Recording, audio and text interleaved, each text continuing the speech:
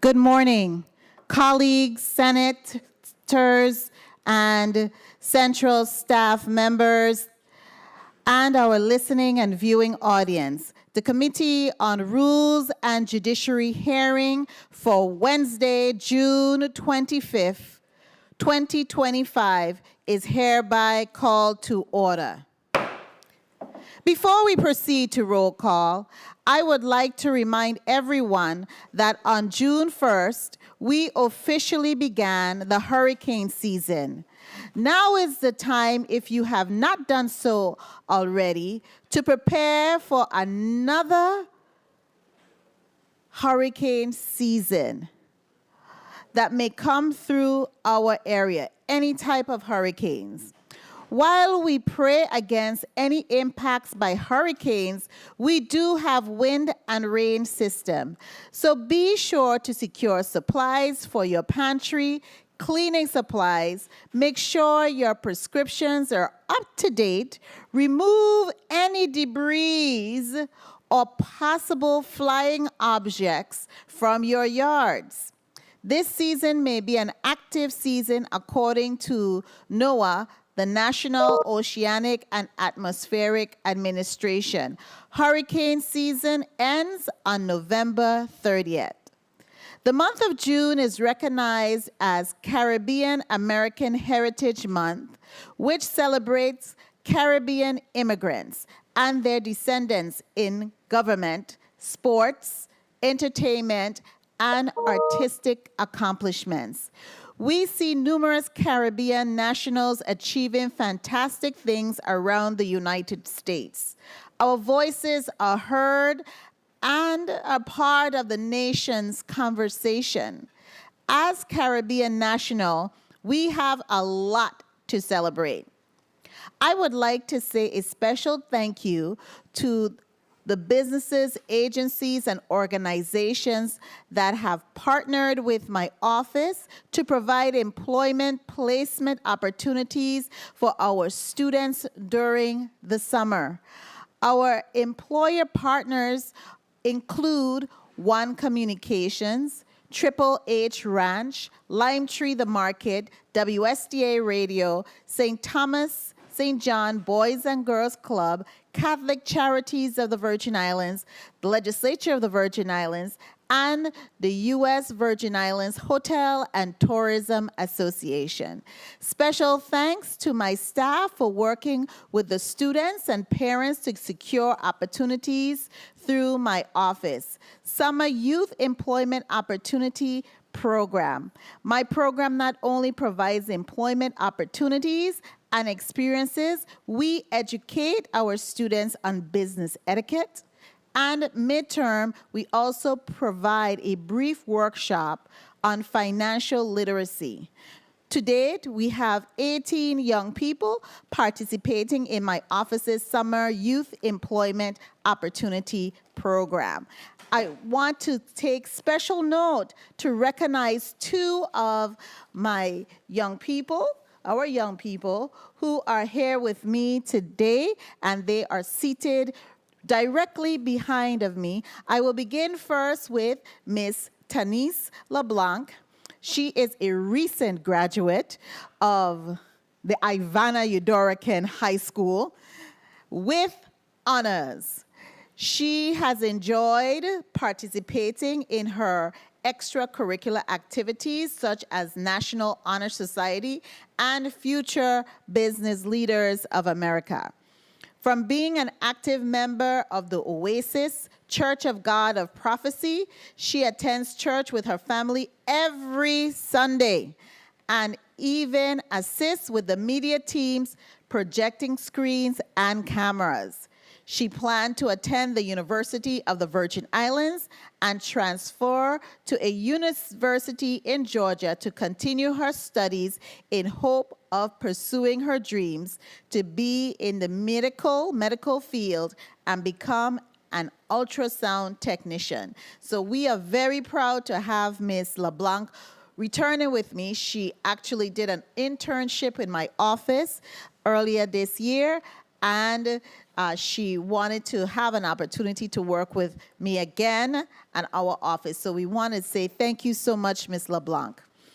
Also, I would like to introduce to you Ms. Shania Nieves. Ms. Nieves is no stranger to my office and shouldn't be any stranger to any of us who have been keeping up with the legislative proceedings since I was sworn in 2021. Ms. Nieves came on board as the Summer Youth Employment Opportunity Intern in my office in 2021.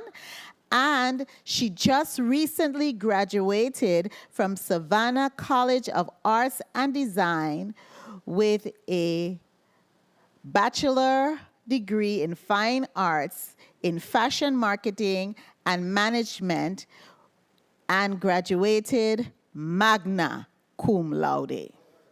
She's an active member of St. Peter and Paul Catholic Church, where her faith is fueled with her perseverance, creativity, and passion for fashion design and business. I would like to also submit the outfit I am wearing today was designed by Ms. Nieves. Ms. Nieves plans to remain in the Virgin Islands for now as she works on her design portfolio and continue her career search in the fashion industry. I want you all to really know that we have a lot of really great students here in the Virgin Islands who are doing and have so much great opportunities. And I really appreciate that these two young people, these two young ladies, they have a great foundation in faith, and I suspect that is why they are doing so well academically and socially. Congratulations, I would also like to say to my colleagues who are also providing opportunities for our students during the summer. In doing so, we enrich the lives of our young people and equip them with the foundational skills to build on. Graduations took place a couple weeks ago. Once again, we say congratulations to all the graduates and their families for their milestone achievements. We wish all our graduates well as they pursue their future goals and endeavors. Finally, it's officially summertime. Happy summer to our student, parents, and guardians. Remember to keep our students reading throughout the summer and get outdoors, go outdoors to enjoy nature for yourself and with your children. Madam Clerk, kindly proceed to roll call.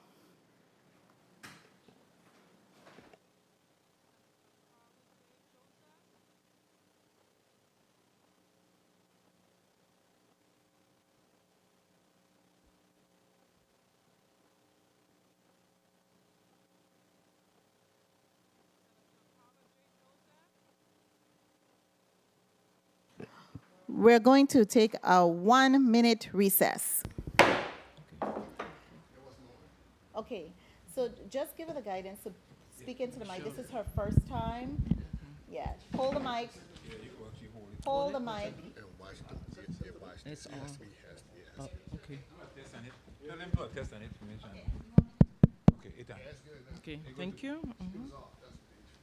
Oh, okay.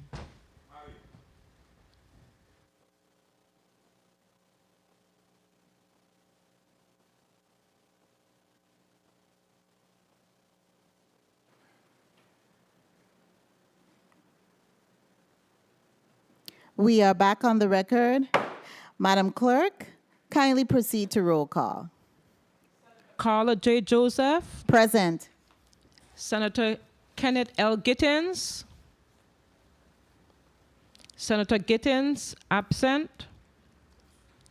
Senator Alma Francis Halliger. Present. Senator Francis Halliger, present. Senator L. Borges Jr. Present. Senator Borges Jr. present. Senator Clifford A. Joseph. Here. Senator Clifford A. Joseph, present. Senator Avery L. Lewis. Present. Senator Avery L. Lewis, present. Senator Milton E. Potter. Here. Senator Potter, present. Madam Chair, we have 7 present. And Madam Chair, we have 6 present and 1 absent. Correction, thank you. Thank you so much, Madam Clerk. Madam Clerk, do we have any correspondences to read into the record? Yes, Madam Chair. Okay. June 25th, 2025. Okay.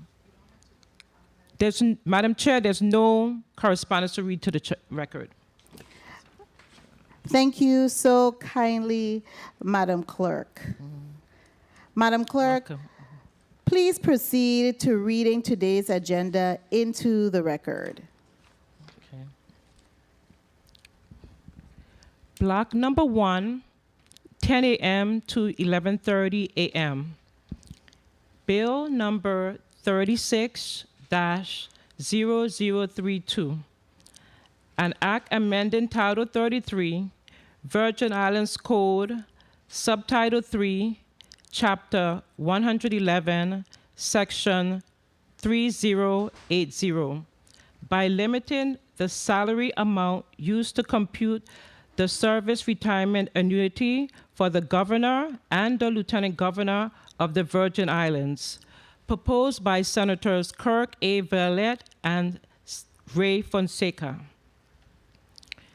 Bill number 36-0062, an act approving the lease agreement between the government of the Virgin Islands, acting through its commissioner of the Department of Property and Procurement, and the United States Department of Commerce, National Oceanic and Atmospheric Administration for a portion of the telecommunications tower located in parcel R-22 of Track 1, Estate Nazareth, Number 1, Red Hook Quarter, St. Thomas, proposed by Senator Milton E. Potter by request of the governor.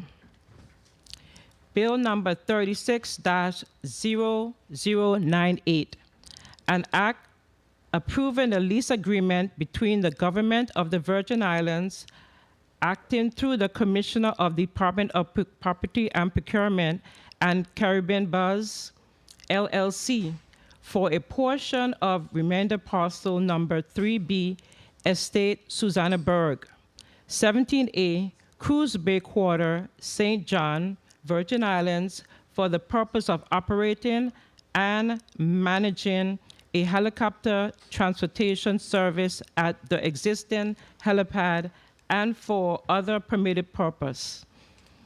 Proposed by Senator Milton E. Potter by request of the governor.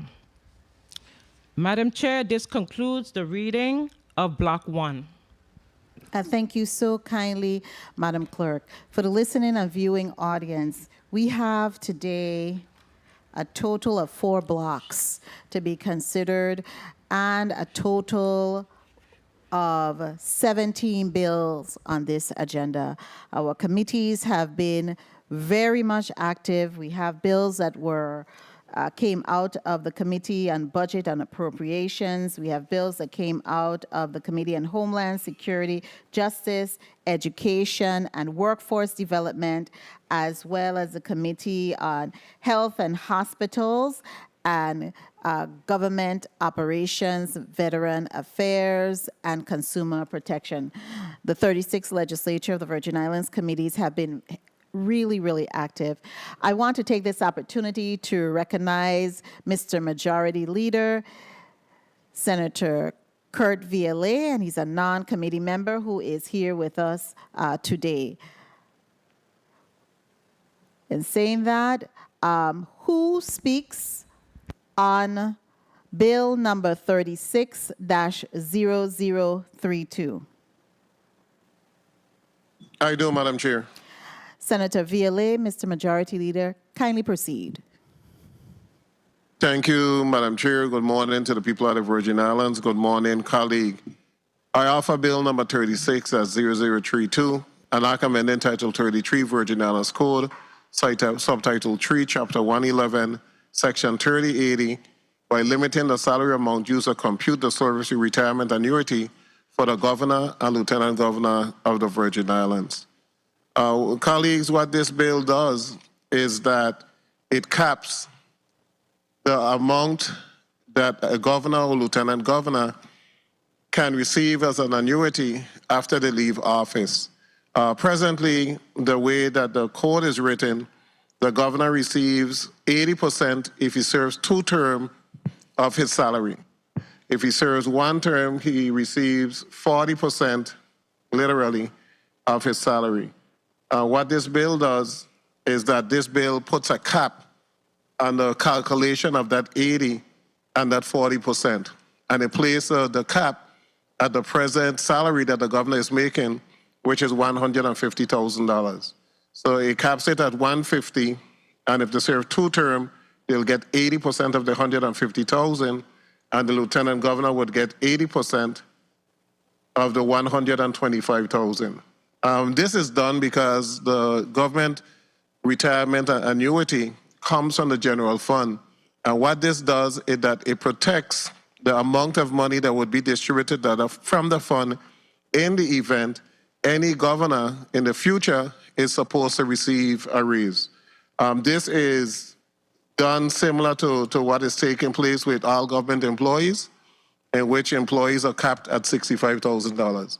So even if you're making $100,000, $120,000, you're capped at 65%, and if you serve 30 years, you get 75% of that $65,000.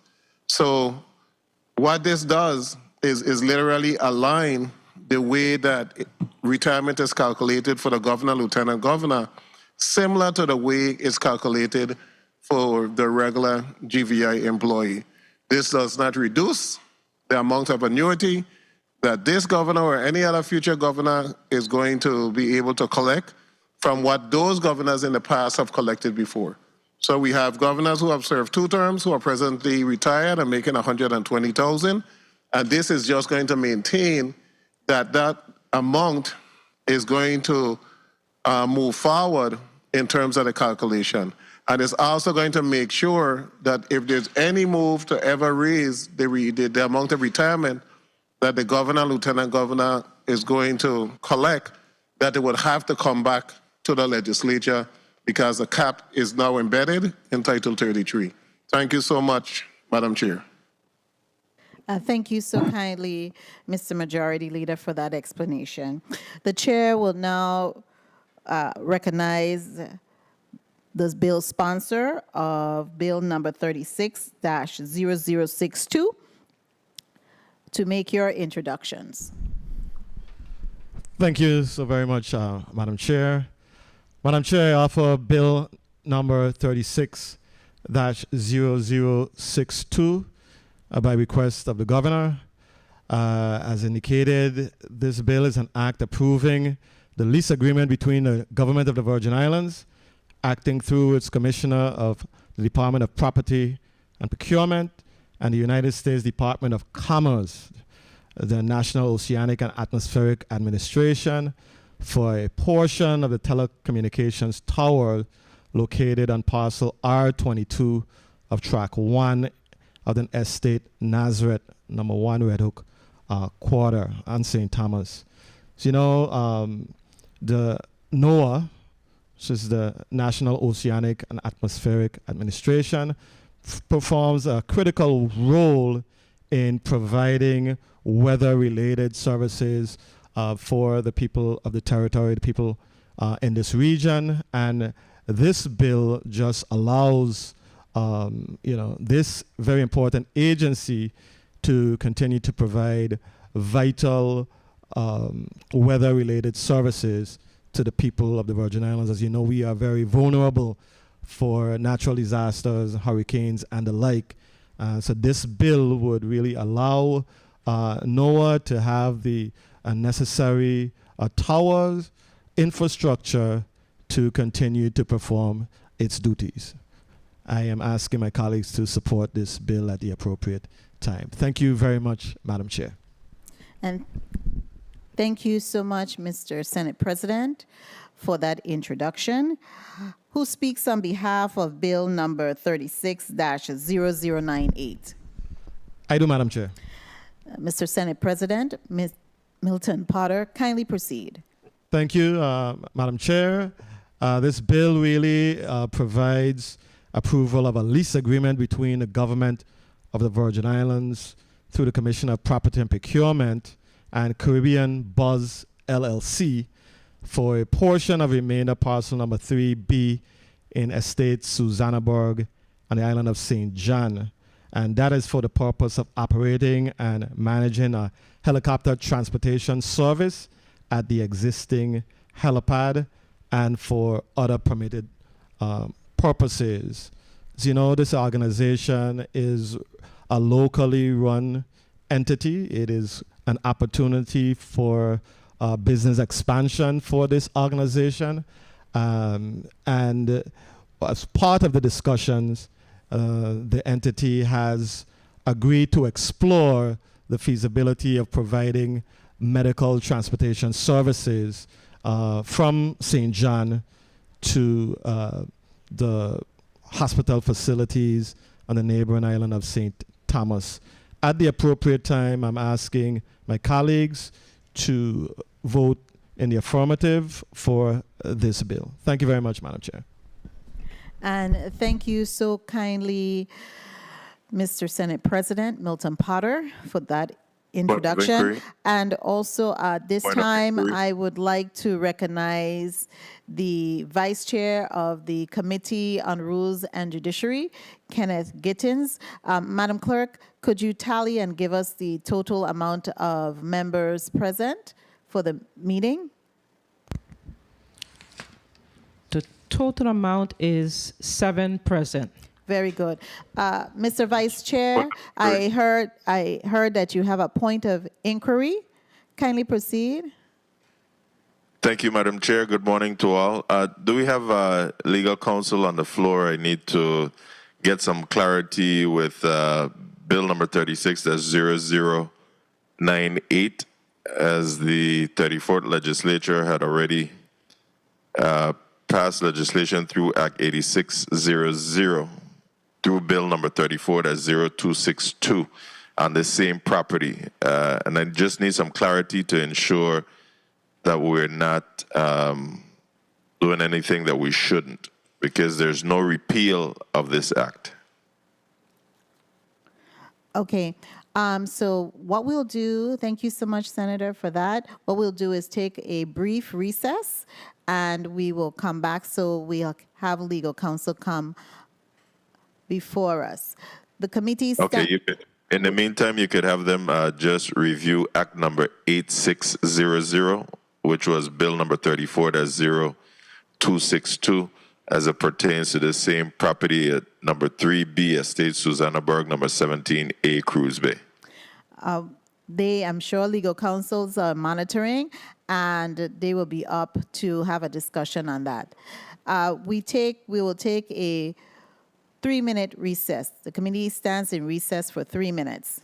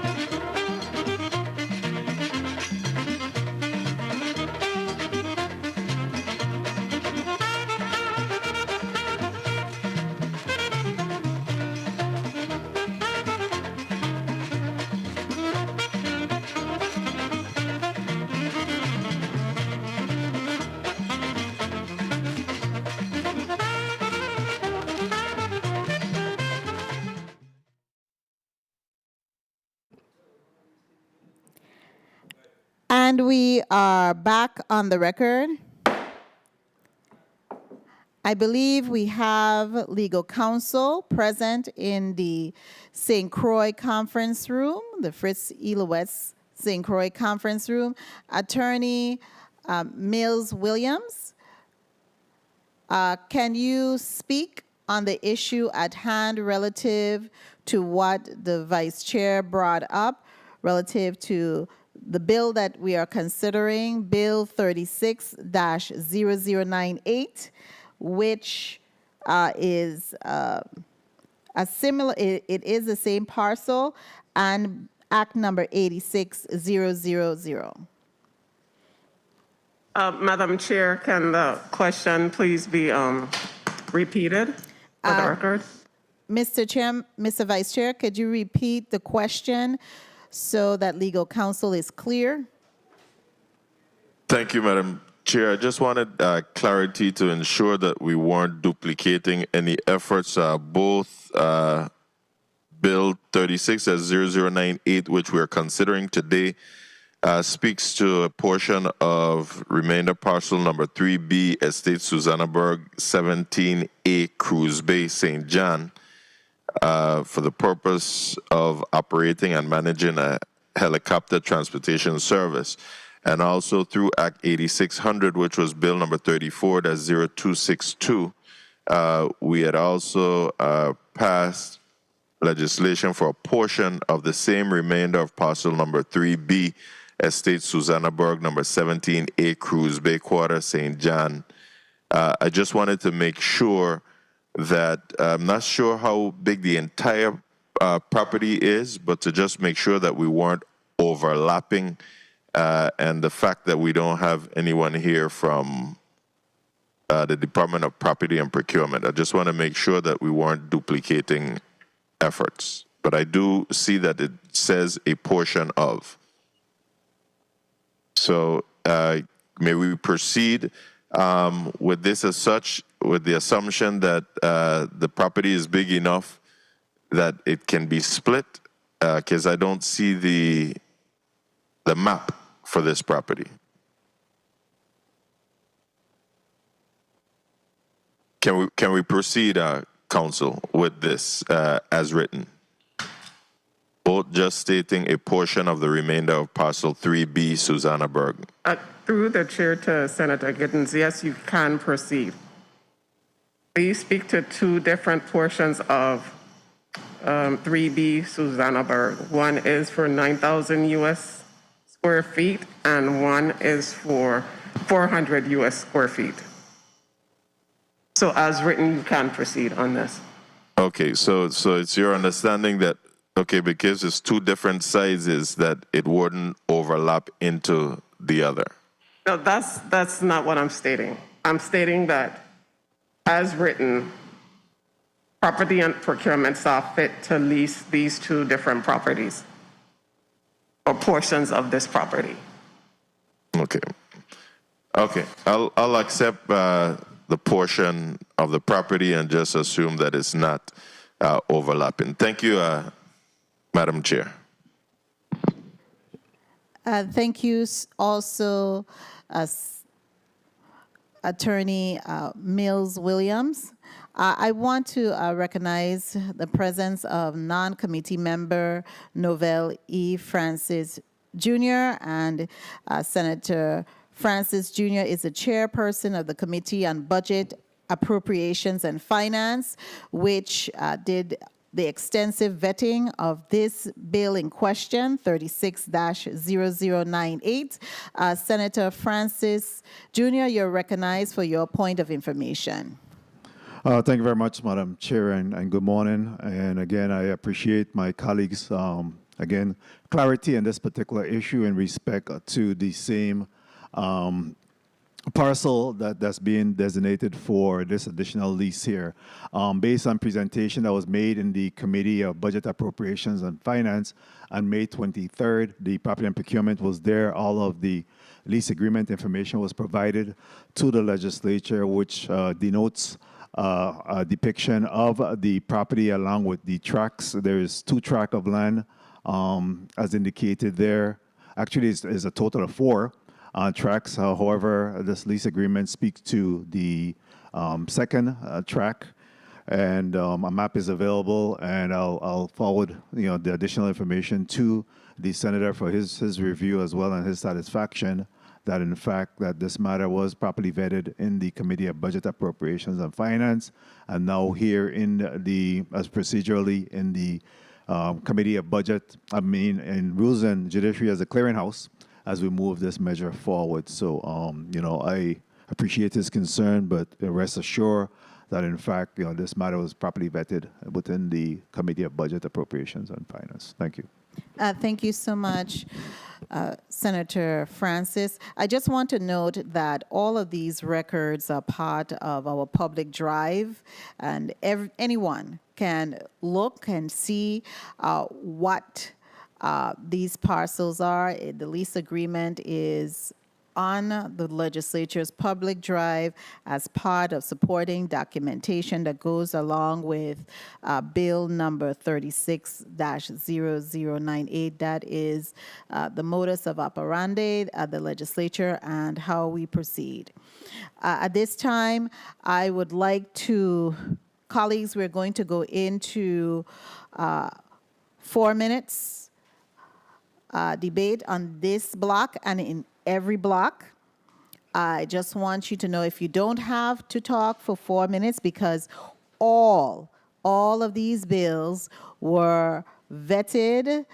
Persons came before each committee of jurisdiction where the bills were assigned initially, and they testified for all of these measures. Extensive testimony was received, and senators had an opportunity to ask, every senator, and even non-committee members, had an opportunity to ask questions relative to these measures. So at this time, I will recognize Senator Angel Boquez Jr. for your 4 minutes.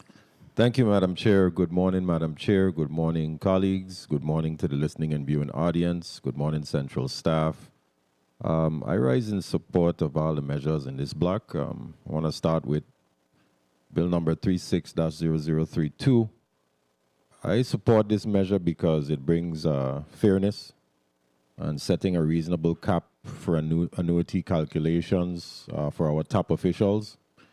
And this is a step towards fiscal accountability and government spending obligations. While the bill promotes fairness, we should also consider the impact on the recruitment for high-level leadership roles and ensure that this cap, somewhere down the line, down the future, does not discourage experienced professionals from serving in public office. As for Bill number 36-0062, the NOAA Tower lease in Red Hook, the lease allows for NOAA to continue critical weather and emergency communications operations. It's a low-cost, high-impact arrangement that benefits our entire territory, and we should ensure that this lease term periodically is reviewed to reflect any changes in federal or state partnership values. As for the helicopter lease on St. John for medical transportation, I believe that this improves our emergency response for the people of St. John, and I understand that it's also a transportation ability as well. But approving the lease helps ensure timely medical evacuations and expands helicopter service for the island of St. John, and I believe it's something that is needed. So I'll be voting in favor of these 3 measures before us today. Thank you, Madam Chair. And thank you so much, Senator Boquez. At this time, the chair will recognize Mr. Secretary Avery Lewis. Following Mr. Secretary will be Senator Clifford Joseph Sr. Then we'll have Senator Milton E. Potter, Mr. Senate President, then Senator Alma Francis Heiliger and Senator Kenneth Gittins. And then we will have individuals who are sponsoring to really round out, and I will proceed the round out of the senators who are sponsoring the legislation. Kindly proceed with your 4 minutes, Mr. Secretary. Good morning, Madam Chairwoman. Madam Secretary, Madam Chairwoman. Good morning, colleagues. Good morning, people of the Virgin Islands. As it pertains to the boat leases, I'm in full support. As it pertains to the one bill number 360032, I heard the sponsor, and I know we already have a cap on this measure, so I'm debating, but at the appropriate time, I will vote accordingly. Thank you, Madam Chairwoman.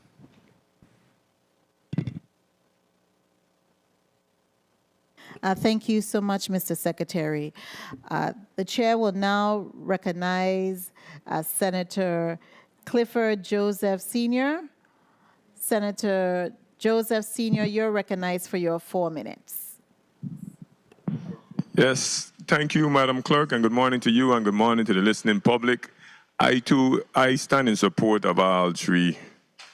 The first block, I'm in support of all 3 measures. I feel that one shouldn't be treated. I like fairness, and I will continue every time I speak to tell the people of the Virgin Islands I like fairness. And in fairness to all, if we who work for this government and is limited to a retirement that's limited to 65, I don't see nothing wrong with us limiting the governor and the lieutenant governor to a particular salary as well. And as far as the helicopter pad, I'm in support. I, too, like my colleague, St. John, do need that emergency way of getting out if it's an emergency, or have the luxury as well as flying out of St. John. So I'm in support this morning of all of Block 1, all amendments and bills on Block number 1. Thank you, Madam Chair, for the time. Thank you so much, Senator Clifford Joseph Sr., for being succinct and to the point in your time.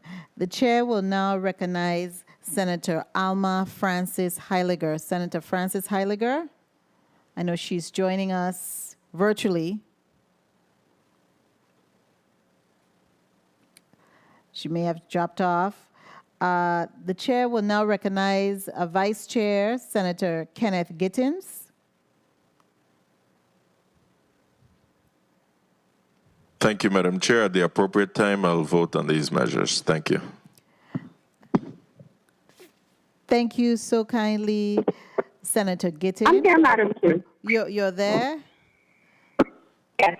Okay. Are you able to give visual as well, Senator Francis Heiliger? My visual is up. We're not I seeing. don't know if they're pulling up the right one. We're not seeing you. Well, kindly proceed. So we could move forward because The visual is there. I am calling in from my phone for audio, and the video is sitting there because I'm seeing myself. So they're pulling up the wrong one. That's all. Okay, we got you. We got there you. we go. Good. Thank you. I did have an opportunity to listen to quite a bit of these for the items that are before us. So we're not going to spend the full 4 minutes. So we'll just vote accordingly. Thank you very much, Madam Chair. And thank you so much, Senator Francis Heiliger, for your succinctness as well. The chair will now speak on all three measures to be considered in Block 1.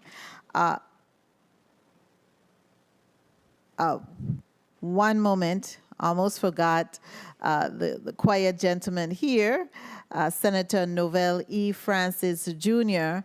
You are a non-committee member, but the chair will recognize you to speak on all three measures before us in this Block 1. Kindly proceed.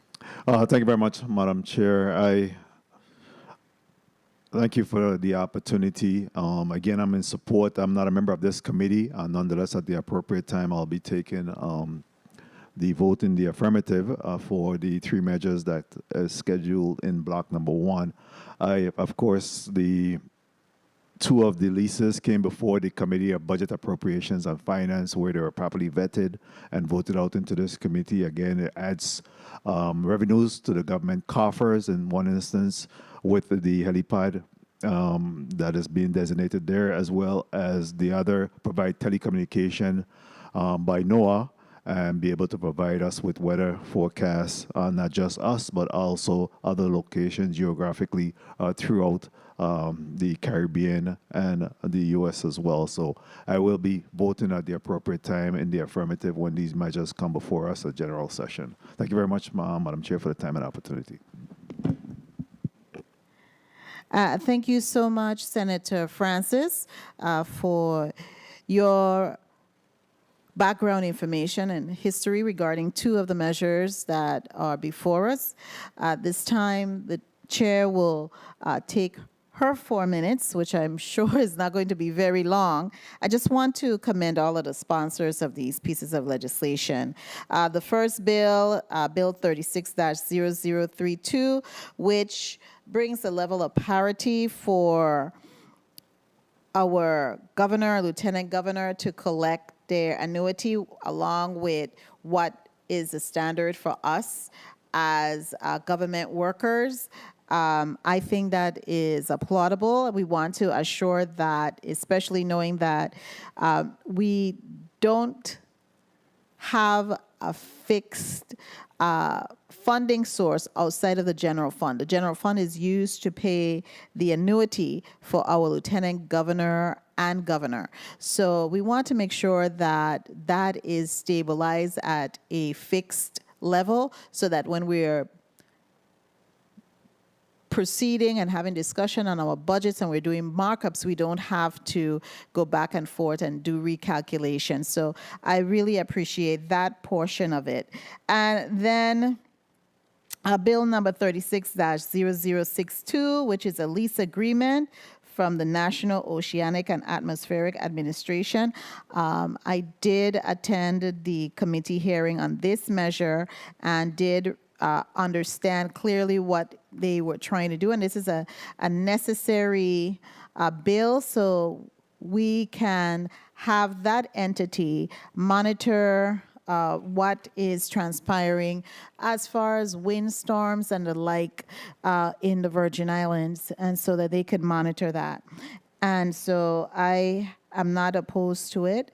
And then we have finally bill number 36-0098, which is to really provide a lease agreement between the government of the Virgin Islands and Caribbean Buzz LLC for a portion of 3B Estates Susannaburg and 17A Cruz Bay Quarter in St. John to operate and manage a helicopter transportation services at an existing, this is nothing new.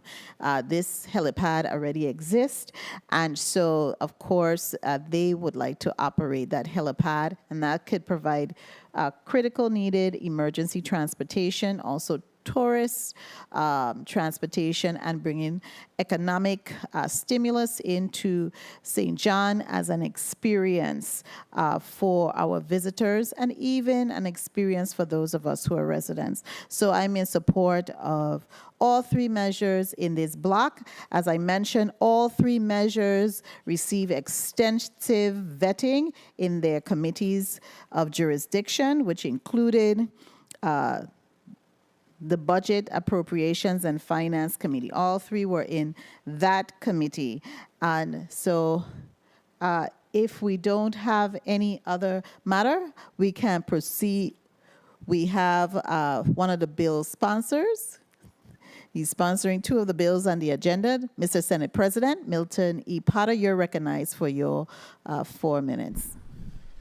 Thank you very much, Madam Chair. Colleagues, absolutely you're right, Madam Chair. We had an opportunity to vet all three bills in the various committees of jurisdiction, and I am supportive of, for sure, bill number 36-0098 and 36-0062.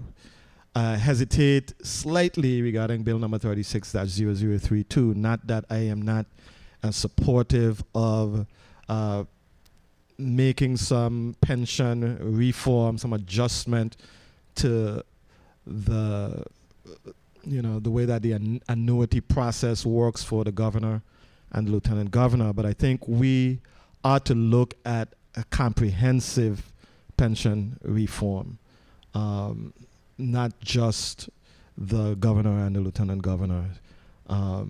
But I am supportive for sure of the principle of this initiative, and by the time the vote is called, I will make my decision as to how I plan to vote on it.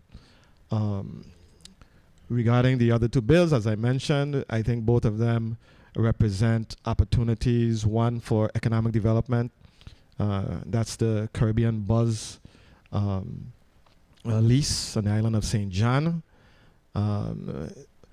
It also has the potential of being a emergency evacuation pad for St. John, which we know St. Johnians are in a vulnerable situation when it comes to emergency situations that require them to receive medical services on St. Thomas.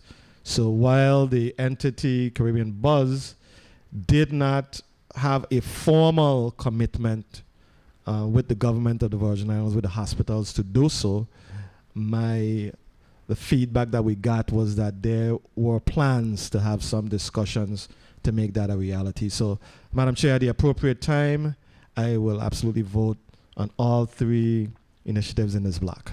Thank you. And thank you so much, Mr. Senate President, Senator Milton Potter. Motion. Motion, Senator Kenneth Gittins, you're recognized for your motion. Thank you, Madam Chair. Madam Chair and colleagues, I move that Bill number 36-0032, an act amending Title 33, Virgin Islands Code, Subtitle 3, Chapter 111, Section 3080, by limiting the salary amount used to compute the service retirement annuity for the Governor and the Lieutenant Governor of the Virgin Islands, be voted upon favorably here in this committee and be forwarded to the full body for further consideration. I so move. Bill number 36-0032 has been properly moved by Senator Kenneth Gittins and seconded by Senator Angel Boquez Jr. Roll call on Bill number 36-0032.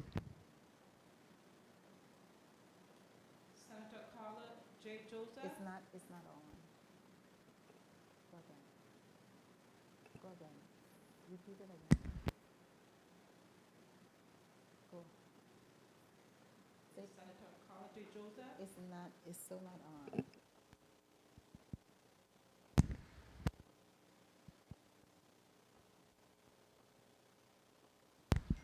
Eston? Senator Carla J. Joseph. Yes. Senator Carla J. Joseph, yay. Senator Kenneth L. Gittins. Yes. Senator Gittins, yes. Senator Alma Francis Halliger. Yes. Senator Francis Halliger, yes. Senator Angels L. Boas Jr. Senator Borges Jr., yay. Okay. Senator Clifford A. Joseph. Yes. Senator Clifford A. Joseph, yay. Senator Avery L. Lewis.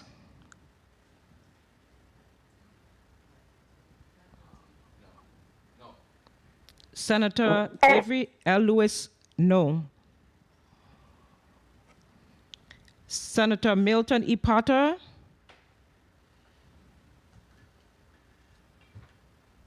Yes. Senator Potter, yay. 1, 2, 3, 4. 1, 2, 3, 4, 5, 6, 7. Okay, that's 1, 2, 3, 4, 5, 6, 7. Okay, Madam Chair, I have. Let's see, 1, 3, 4, 5, 6, 7. I have 6 yay and 1 nay. Thank you so much, Madam Clerk. Madam, Bill number 36-0032, an act amending Title 33, Virgin Islands Code, Subtitle 3, Chapter 111, Section 3080, by limiting the salary amount used to commute the service retirement annuity for the Governor and the Lieutenant Governor of the Virgin Islands, has been favorably voted upon in the Committee on Rules and Judiciary and will be forwarded to the full body for further consideration and action.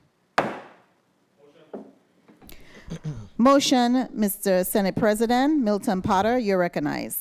Thank you very much, Madam Chair. Madam Chair, I move that Bill number 36-0062, an act approving the lease agreement between the government of the Virgin Islands, acting through its Commissioner of the Department of Property and Procurement, and the United States Department of Commerce, National Oceanic and Atmospheric Administration for a portion of the telecommunications tower located on parcel R22 of Tract 1, Estate Nazareth, number 1, Red Hook Quarter, St. Thomas, be favorably voted upon in the Committee of Rules and Judiciary and forward to the full body for further consideration and action. I so move.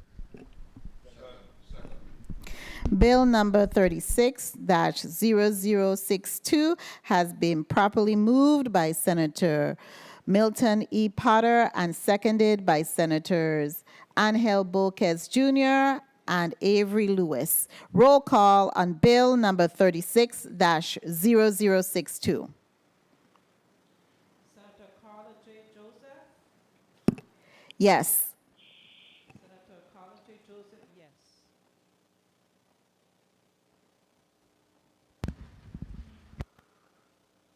One. Okay.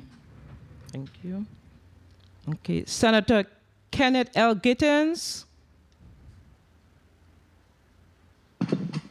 Yes. Senator Gittens, yes. Senator Alma Francis Halliger? Yes. Senator Francis Halliger, yes. Senator Angel L. Boyce Jr.? Senator Boquez Jr., yes. Senator Clifford A. Joseph? Yes. Senator Clifford A. Joseph, yes. Senator Avery L. Lewis? Senator Lewis, yes. Senator Milton E. Potter? Yes. Senator Potter, yes. Madam Chair, I have 7 yes. Thank you, Madam Clerk. Bill number 36-0062, an act approving the lease agreement between the government of the Virgin Islands, acting through its Commissioner of the Department of Property and Procurement, and the United States Department of Commerce, National Oceanic and Atmospheric Administration for a portion of the telecommunications tower located on parcel R-22 of Track 1, Estate Nazareth, number 1, Red Hook Quarter, St. Thomas, has been properly voted upon in the Committee on Rules and Judiciary and will be forwarded to the full body for further consideration and action. Motion. Senator Milton Potter, you're recognized for your motion. Thank you, Madam Chair. Madam Chair, I move that Bill number 36-0098, an act approving the lease agreement between the government of the Virgin Islands, acting through the Commissioner of the Department of Property and Procurement, and Caribbean Buzz, LLC, for a portion of remainder parcel number 3B, Estate Susannaburg, 17A, Cruise Bay Quarter, St. John, Virgin Islands, for the purpose of operating and managing a helicopter transportation service at the existing helipad and for other permitted services, be favorably voted upon in the Committee of Rules and Judiciary and forwarded to the full body for further consideration and action. I so move. Bill number 36-0098 has been properly moved by Senator Milton E. Potter and seconded by Senator Angel Boquez Jr. Roll call on Bill number 36-0098. Senator Carla J. Joseph? Yes. Senator Carla J. Joseph, yes. Senator Kenneth L. Gittens? Yes. Senator Gittens, yea. Senator Alma Francis Halliger? Yes. Senator Francis Halliger, yea. Senator Angel L. Boquez Jr.? Senator Boquez Jr., yea. Senator Clifford A. Joseph? Yes. Senator Clifford A. Joseph, yea. Senator Avery L. Lewis. Senator Avery L. Lewis. Yes. Senator Lewis, yea. Senator Milton E. Potter. Yes. Senator Potter, yea. Madam Clerk, we have 7 yea. Yeah. Madam Chair, we have 7 yeas. Thank you so much, Madam Clerk. Bill number 36-0098, an act approving the lease agreement between the Government of the Virgin Islands, acting through the Commissioner of the Department of Property and Procurement, and Caribbean Buzz, LLC, for a portion of remainder parcel number 3B, Estate Susannaburg, 17A Cruz Bay Quarter, St. John, Virgin Islands, for the purpose of operating and managing a helicopter transportation service at the existing helipad and for other permitted purposes, has been voted upon favorably in the Committee on Rules and Judiciary and will be forwarded to the full body for further consideration and action. Thank you, colleagues, for voting and your presence in the first block. We now move on to the second block. Madam Clerk, kindly read into the record Block 2 of today's agenda. Okay. Block 2, 11:30 a.m. to 1 p.m. Bill number 36-0024, an act amending Title 14, Virgin Islands Code, Chapter 85, by adding Section 1710, declaring a person incapable of consent to sexual relations while the person is in police custody, proposed by Senator Ray Fonseca. Bill number 36-0027, an act amending Title 5, Virgin Islands Code, Subtitle 3, Part 1, Chapter 311, by enacting Janiqua's law requiring the defendant to pay restitution in the form of child maintenance if the victim of the offense was the parent or guardian of a minor child or dependent, and if the dependent was convicted of negligent homicide by means of motor vehicle, a violation of the Title 20 Virgin Islands Code, Section 504, while under the influence of or affected by intoxicating liquor or narcotic drugs, or was convicted of driving under the influence of intoxicating liquors or controlled substance, a violation of Title 20 Virgin Islands Code, Section 493, which results in an accident that causes the victim to become disabled or totally and permanently disabled, proposed by Senator Kenneth L. Gittins, Avery L. Lewis, and Angus I. Bocage Jr. Bill number 36-0331, an act amending Title 23, Virgin Islands Code, Chapter 10, Subchapter 4, Section 1073, to exempt a public safety agency or private safety entity from liability for acts of negligence in the operation, administration, or maintenance of a 911 service unless the acts are committed in grossly negligent manner or are committed with willful intent. Proposed by Senator Alma Francis Hallger and Avery L. Lewis. Bill number 36-0057, an act amending Title 5 Virgin Islands Code, Chapter 314, Section 37, 33, subsection to require automatic expungement of the arrest record and complaint or information when the accused has been acquitted. Proposed by Senator Alma Francis Gallagher and Avery L. Lewis. Madam Chair, this concludes the reading of Block 2.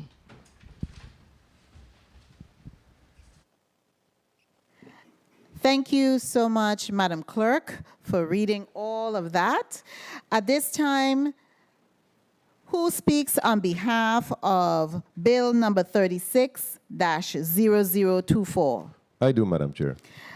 Senator Angel Boquez Jr., you're recognized. Thank you, Madam Chair. Madam Chair, I speak on Bill number 36-0024, an act amending Title 14 Virgin Islands Code, Chapter 85, by adding a Section 1710 declaring a person incapable of consent to sexual relations while a person is in police custody.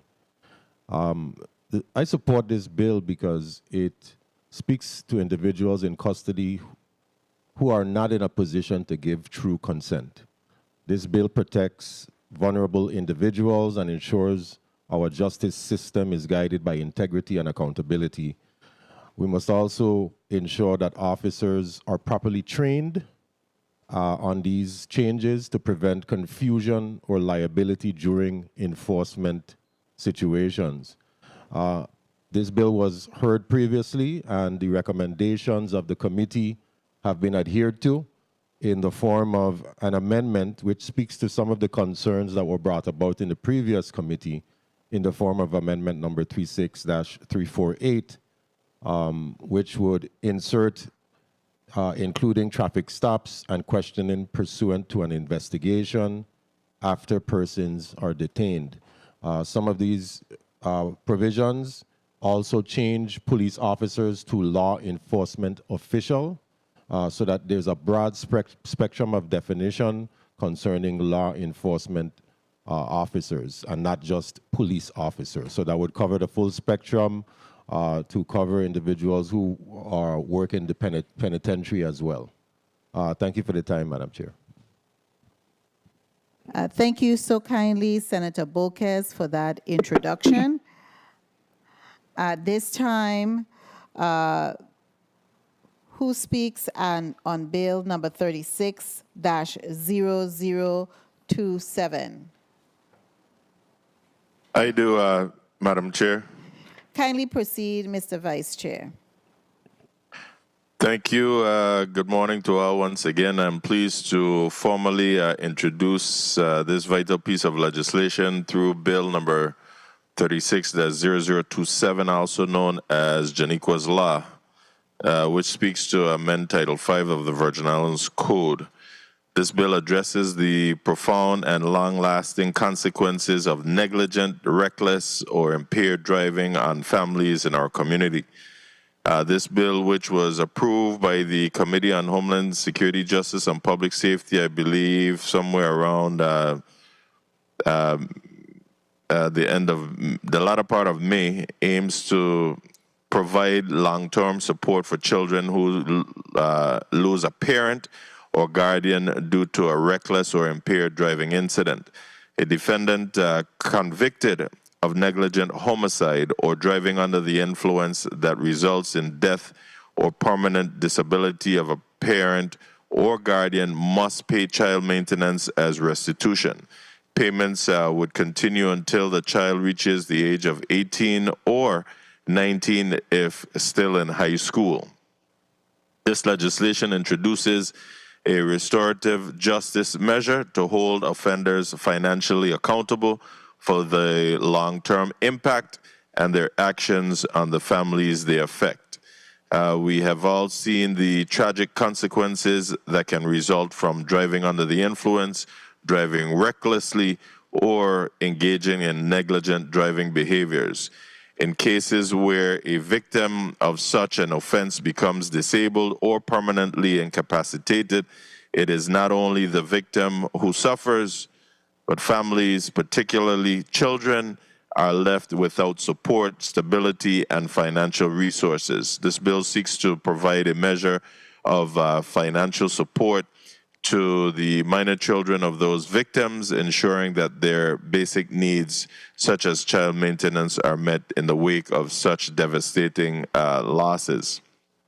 Moreover, Janiqua's law serves as an essential deterrence, sending a clear message that actions such as driving under the influence or recklessly will not only result in criminal penalties, but will also hold the defendant accountable for the long-term well-being of those affected by their actions. Colleagues, I urge you to continue to support this legislation as it provides a necessary safety net for families facing the aftermath of these preventable tragedies.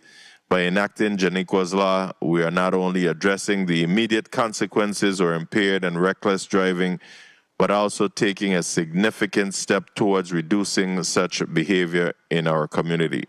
Thank you for your consideration of this proposed piece of legislation, and I also want to again publicly commend my staff, Jennifer Avila, for the brainstorming this idea for us to enact this piece of legislation. Thank you, Madam Chair and colleagues. Thank you so much, Mr. Vice Chair. Who speaks on Bill number 36-0031? I do, Madam Chair. Kindly proceed, Senator Francis Heiliger, with introducing this piece of measure, Thank you. This piece of legislation basically is to assist with liability of or 911 operators. As you know, as government employees, there are certain things that do happen, whether things are being intendedly done or not, were not done with intention. And this is to help clear up the law that if someone does something while in their capacity that is grossly negligent, they will be basically prosecuted, or families could go after them, or whatever the situation is. But if something is not done intentional, this piece of legislation, its entire purpose was really to assist with understanding that at times things do happen and people should not or cannot be held liable for certain types of things that would happen in the course of doing their work. So I do appreciate my colleagues that understood what this piece of legislation was about, and they moved it forward to rules. And I asked my colleagues today to really support this legislation.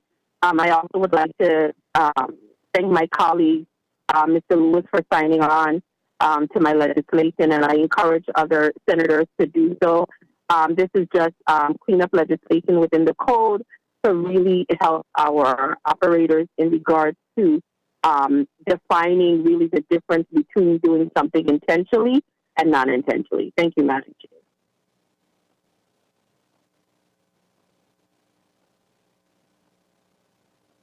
Chair. Thank you so much for that introduction, Senator Francis Heiliger. Who speaks on Bill number 36-0057? That's the last bill in this block. I do, Madam Chair. Kindly proceed, Senator Francis Heiliger. Thank you. This piece of legislation has to do with automatic expungement. Currently, if someone is found not guilty, if someone's charges are dismissed with prejudice, there are a slew of things written in our VI code at the current moment that gives those individuals an opportunity to go and get their record expunged. They have to petition the court, where the court will then grant them an expungement. According to our current law, that expungement and from getting information is inclusive of all information, data, records, and this is what the current law does. With further investigation, we learned how difficult it is for individuals to get these expungements. Even though that the law requires that if somebody applies for it, it has to be granted, except for two exceptions, which is one, if the individual had run away and tried to evade their going to court, the judge could decide not to expunge their record, even if they applied for it, even if that person was acquitted. And the second reason our current code says has to do if someone gets arrested for a second time, a judge could make the decision not to expunge their record because it shows that there's a pattern. But what our current law says, they have to apply to the court and they must get their record expunged. The problem that's been happening is in order to get this done, it costs thousands of dollars. They have to find organizations that will now petition the court on their behalf. Some of them have to find attorneys. And when speaking to the local public defender's office after the cost of this, they shared it's upward of sometimes $2,500. Imagine some of the people in our community just trying to survive still have to try to figure out how to come up with this funding in order to get a record expunged that they're already acquitted or cleared for. It's not fair to them. And all my legislation says is once these people are acquitted and they're found not guilty, their record is automatically, the process is automatically done to expunge them, instead of we having many people walking around our community that have already been set free, their record have been, they've already been acquitted, but they might not have that money to come up with to ask a judge to do it for them. So I ask my colleagues to really, really look at this piece of legislation. I'm asking you to support it. Thank my colleague again, Senator Lewis, for signing on to this legislation. And I'm asking you guys, if more of you would like to sign on, I would appreciate it. And I ask you for your vote. Thank you, Madam Chair. Thank you so kindly, Senator Francis Heiliger. At this time, colleagues, we will proceed with one round of 3 minutes. All of these measures have been properly vetted in the Committee of Jurisdictions. Properly vetted, meaning they had testimonies. Every senator, including those who are members of the committees, all of these bills were, I believe, in the Committee on Homeland Security, Justice, and Safety. And so with that, all of them were properly vetted, and they were moved out in June, on June 5th. So, colleagues, we will proceed with one round of 3 minutes. Senator Angel Boquez Jr., you're recognized for your 3 minutes. Thank you, Madam Chair. Madam Chair, I support Bill number 36-0024, which I previously introduced, so I won't have to reiterate the reasons why. As for Bill number 36-0027, the Child Maintenance Restitution Act, to be known as Janiqua's Law, the bill holds impaired drivers accountable for their actions and a cause of a child to lose a parent. It ensures that the children aren't left without support, and I fully support this bill as well.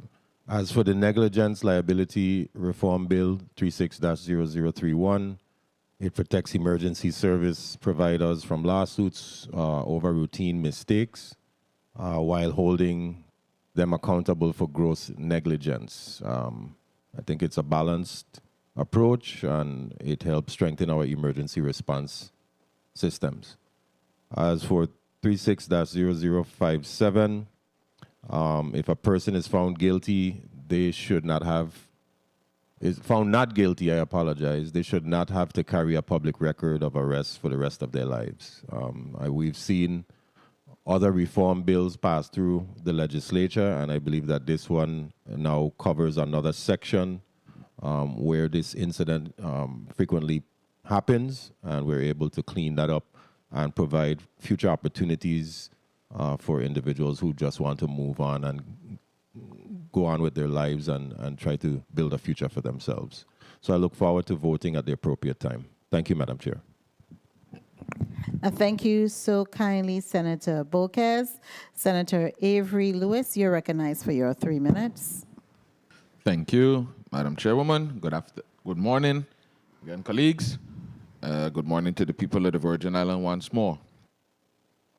As it pertains to Bill number 36-0057, proposed by Senator Alma Francis Heiliger and myself, I have no problems with that. I think that's self-explanatory. I do feel that, if you had due process and everything and you're clean, I think your record should be expunged immediately. As it pertains to the bill number 360031, I did support that bill with the 911, a public safety agency or privacy safety entity from liability for acts of negligence in the operation, administration, or maintenance of a 911 service unless the acts are committed in a grossly negligent manner. I think that's provided some support and safety to the employees. I do support that. And Bill 360027, the Giniquas Law, I fully support that. As it pertains to Bill number 360024, an act amending Title 14 Virgin Islands Code, Chapter 85 by adding Section 1710, declaring a person incapable of consent to sexual relations while the person is in police custody. I mean, the VIPD was here. We vetted it. I really didn't see the redundancy in this, but it's here. And at appropriate time, I'll take action on it. The board chiefs testified that we have never had a case in the Virgin Islands that they recollect. We had former police commissioners and direct sack and all kind of thing in this body. I never heard about it. But I'm just saying, maybe the sponsor knows something I don't know. But at the appropriate time, I'll vote accordingly. Thank you, Madam Chairwoman. Thank you so much, Senator Lewis. The chair will now recognize Senator Clifford Joseph Sr. for your 3 minutes. Yes, Madam Chair, I rise to support the items in Block 3. Bill 360024 was vetted under my committee, and after listening to the police chief, she made it clear that the police department have a lot of measures or never had that behavior like the previous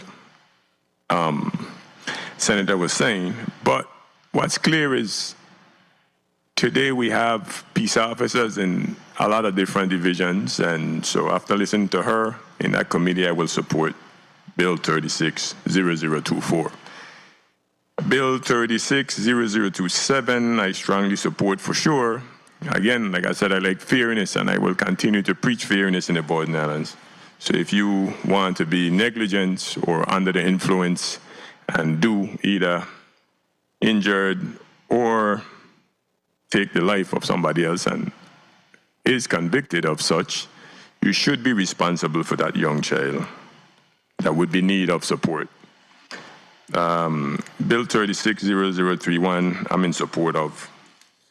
And Bill 360057, anybody ever been arrested, and if you've been acquitted, I think everything should go the same way. If you're free and you was acquitted, there's no reason for you to still have something in your record.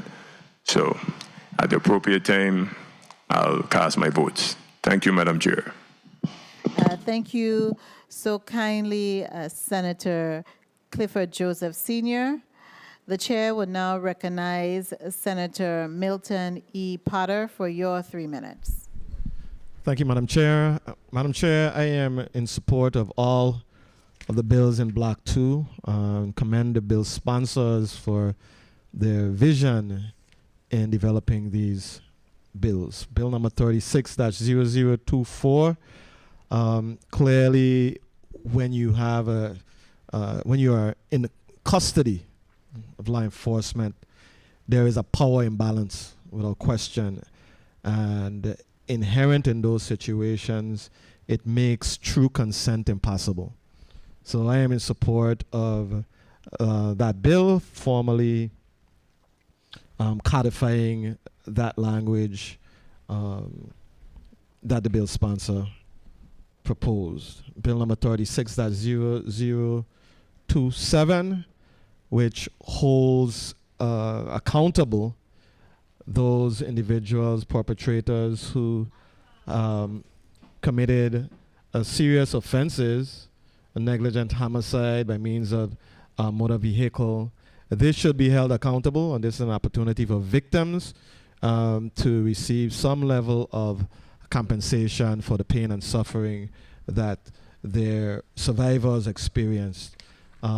Bill number 36-0031.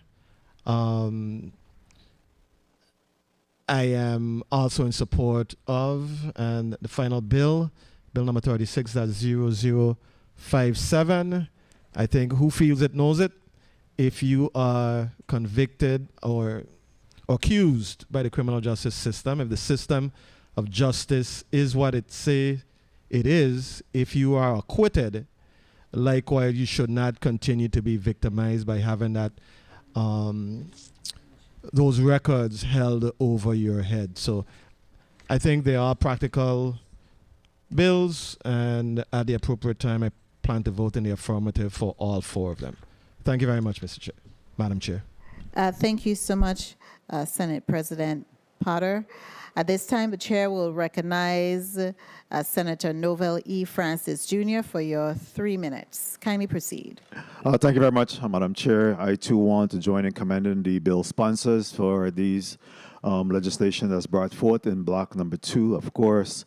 Bill number 36.0024, we heard the testimony from the Virgin Islands Police Department, and while in my many years of the police department, I did not see an issue with this particular matter. I think it's only fair and fitting that it be codified, and that would just add additional credence to what is known in terms of with general orders and chief's directives that protect individuals as in police custody. Now will be codified in the Virgin Islands Code and made part of law. So I could support that. In respect to Janiqua's law requiring defendant to pay restitution, this is good legislation in my opinion, and certainly we have seen increase in vehicle deaths and holding those individuals responsible for that by allowing them to be able to compensate family members until that child becomes 18 years old is certainly a good piece of legislation there. So I could support that as well. In regards to bill number 36-0031, a liability for acts of negligence, and in this case in particular, we speak about gross negligence, and that certainly represents a high degree of carelessness and demonstrate a lack of disregard for safety. In instances when that occur, individuals should be penalized and held accountable for their action. In instances where there's a mistake made, then certainly we understand that that's a mistake, and individuals could be given some consideration in those instances where the acts of negligence may have occurred. In bill number 36.0057, while I wholeheartedly support an automatic expungement, I'm cautiously optimistic that in fact that there may be some fall through the cracks if we don't have a trigger that would again mandate that the court and law enforcement ensure that there is some course of action to ensure that there is accountability in expungement of those records. So yes, I will be supporting this measure. I don't think that the pure acquittal will order these actions by the court as well as the police department, but I see where the bill requires that an order be issued by the court for some action to be taken. So I'm hoping that that could trigger, in fact, the expungement, and that will suffice. For some reason, I believe that we may have to go back and revisit this, where we are mandating some additional trigger to ensure accountability in this action. Thank you very much, Madam Chair, for the time and opportunity. Thank you so much, Senator Francis. At this time, the chair recognizes non-committee member, Senator Ray Fonseca. Senator Fonseca, we do know that you have a bill on the agenda, and you are going to present your closing remarks for the bill as it was already introduced. Yes, thank you. Thank you so kindly, Madam Chair and colleagues. Bill number 36-0024 is to basically adopt the federal standard to this issue to the local police officers. And it's a good thing because it prohibits law enforcement officers from engaging in any sexual conduct with individuals they are detaining, arresting, or holding in custody, including during traffic stops or questioning pursuant to any investigation. It prohibits sexual consent by law enforcement officers under all of those circumstances. So it's not about making assumption, nor is it targeting any law enforcement agency. Our law enforcement agency is very credible. They don't have a problem with this. We simply want to adopt the federal standard, which is more stringent. So there should be no gray area when it comes to power, coercion, and sexual exploitation. Across the country, many states have already taken this action and adopted the local legislation. It sends a clear message. If you are entrusted with the power to detain someone, you do not have the right to sexually exploit them, period. So I'm asking my colleagues for your favorable consideration on Bill number 36-0024.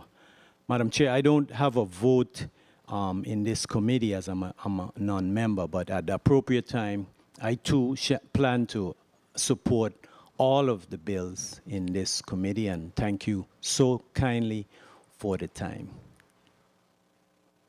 Thank you, Madam Chair. Thank you so much, Senator Fonseca. I jumped ahead of myself. I need to put on the record my view of all of the 4 bills that are going to be considered in Block 2 of today's agenda. I want to first speak on Bill number 36-0057.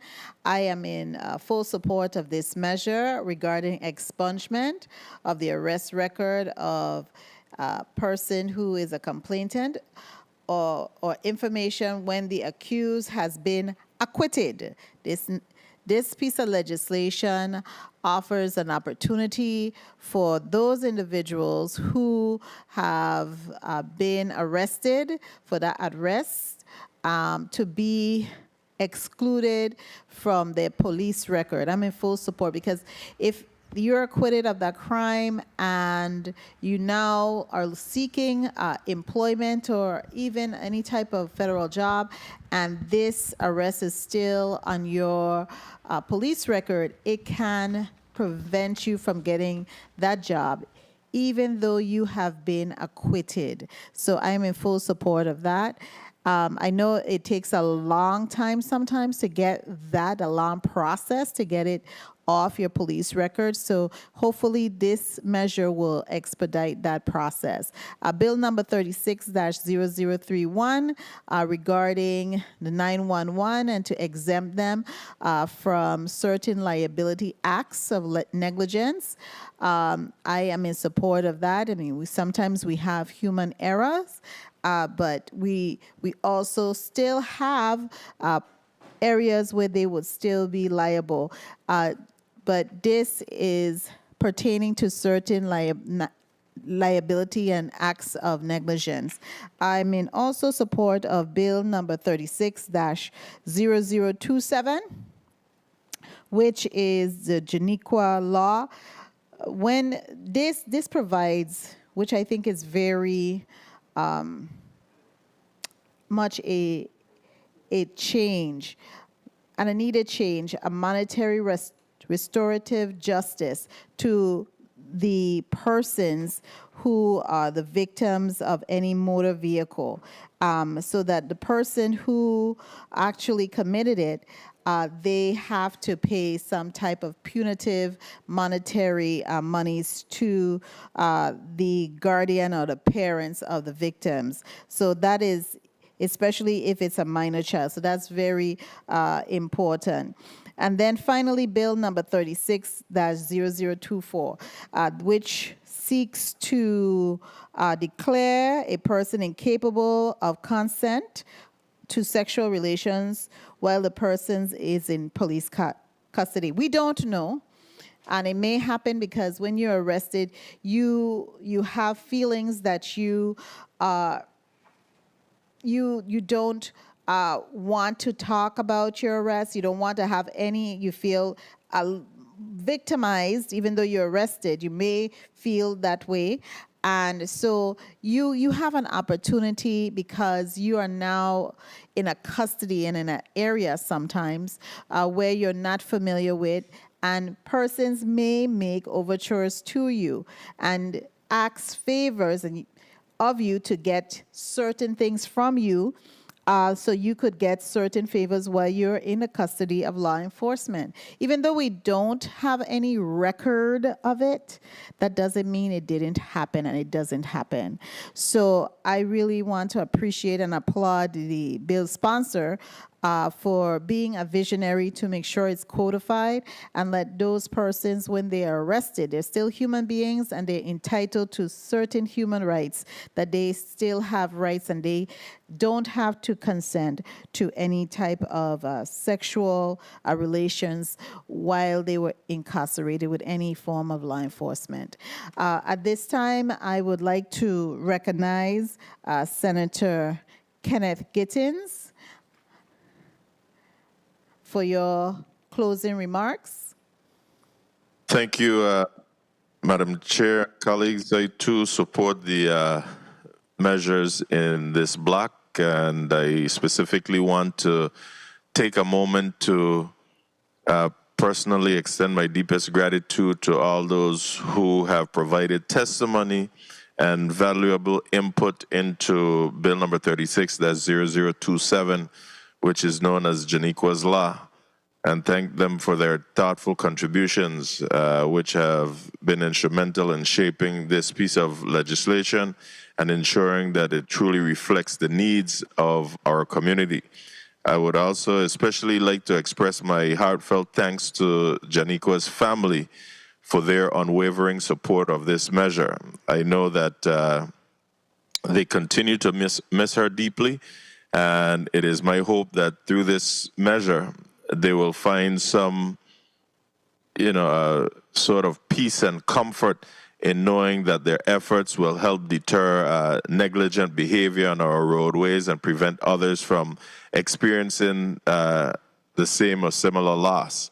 Their strength and courage in standing for this cause have been truly inspiring. Additionally, I would like to acknowledge the tireless work of my dedicated staff, all of them, but especially Jennifer Avila, without whom this idea would not have come to fruition, for her vision and commitment to justice and having played a pivotal role in bringing this bill forward.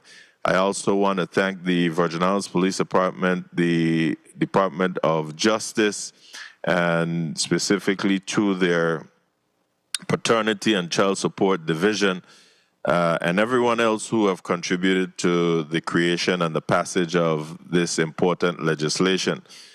Together we have taken a critical step toward ensuring the safety and well-being of our community, and as we move forward, I trust that Janiqua's Law will serve as both a powerful deterrent to reckless and negligent driving and a lasting tribute to Janiqua's memory.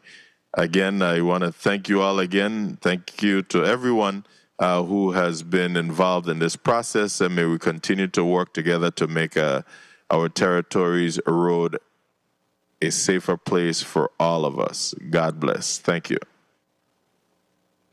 Thank you so much, Mr. Vice Chair Kenneth Gittins, for your comments.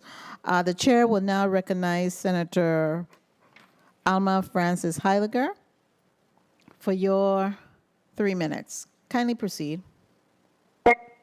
Thank you, Madam Chair. I do definitely support each and every one of these pieces of legislation in this box as it relates to 360024. While the conversation was around, this has never happened, a lot of times as legislators, we put things in the book because we don't know the future. We see a potential problem. We might have heard situations occurring.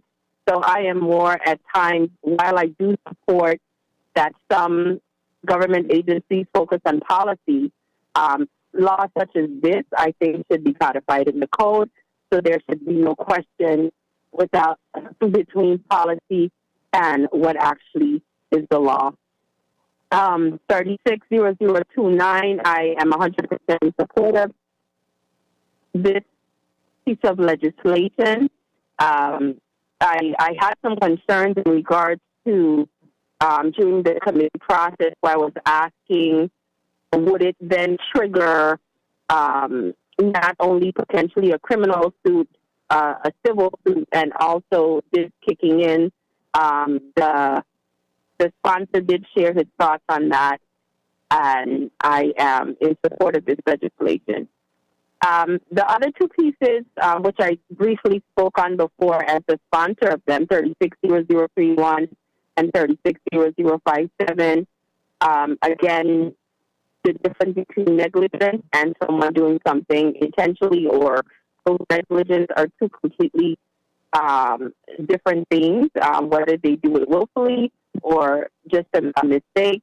And this was a cleanup to really assist that section of our employees, as well as specifically dealing with the expungement. I understand the plight of many in our community when you have to go through the judicial system, and then when you still have to turn around to completely fight to clear your name. And again, I'm asking all of my colleagues today, while you support the other two pieces of legislation, I also support them.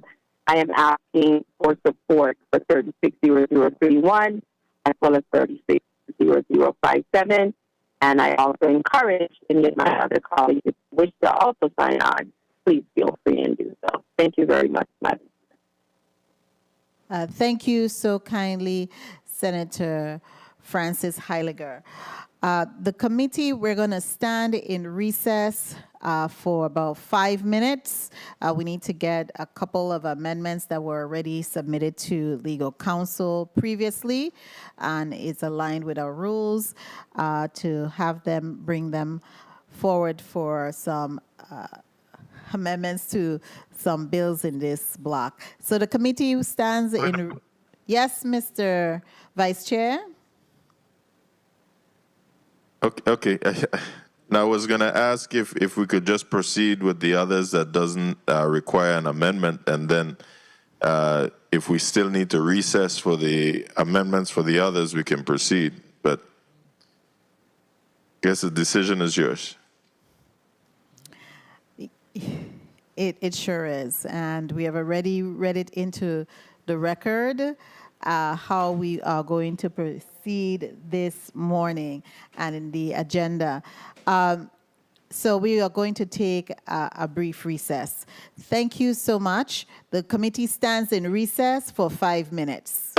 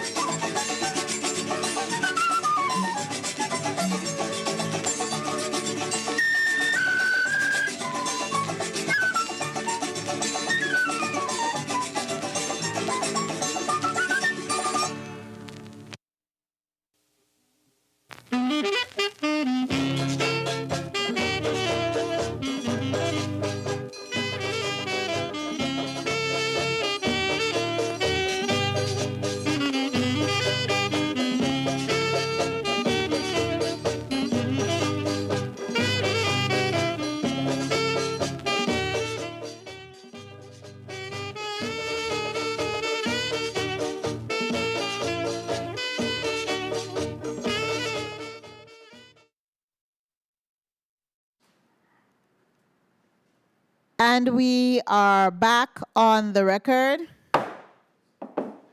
Do I hear a motion? Senator Angel Boquez Jr., you're recognized for your motion. Thank you, Madam Chair. Madam Chair, I move amendment number 36-348, amendment to bill number 36-0024. Bill number 36-0024, section 1, internal section 1710 is amended as follows. A, in subsection A, insert including traffic stops and questioning pursuant to an investigation after the person is detained, and B, strike subsection B and insert the following new subsection B.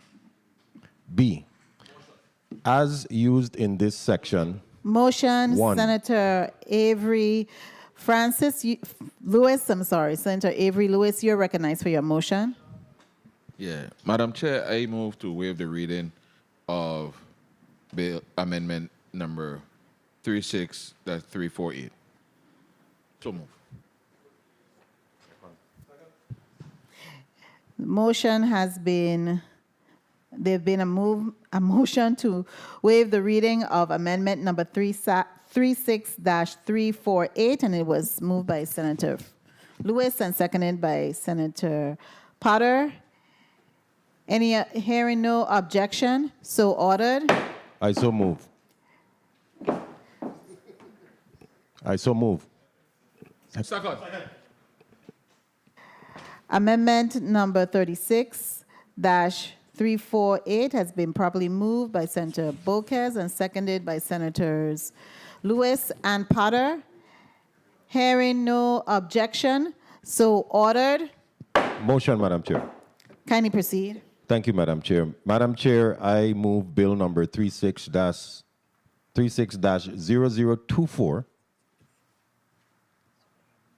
an act amending Title 14 Virgin Islands Code, Chapter 85, by adding Section 1710, declaring a person incapable of consent to sexual relations while the person is in police custody, as amended, be favorably voted upon in this committee and reported out to the full body for further action and consideration. I so move. Bill number 36-0024, an act amending Title 14 Virgin Islands Code, Chapter 85, by adding Section 1710, declaring a person incapable of consent to sexual relations while the person is in police custody, as amended, has been properly been moved by Senator Angel Boquez Jr. and seconded by Senator Milton E. Potter. Roll call on bill number 36-0024 as amended. Okay. Senator Carla J. Joseph? Yes. Senator Carla J. Joseph, yes. Senator Kenneth L. Gittens?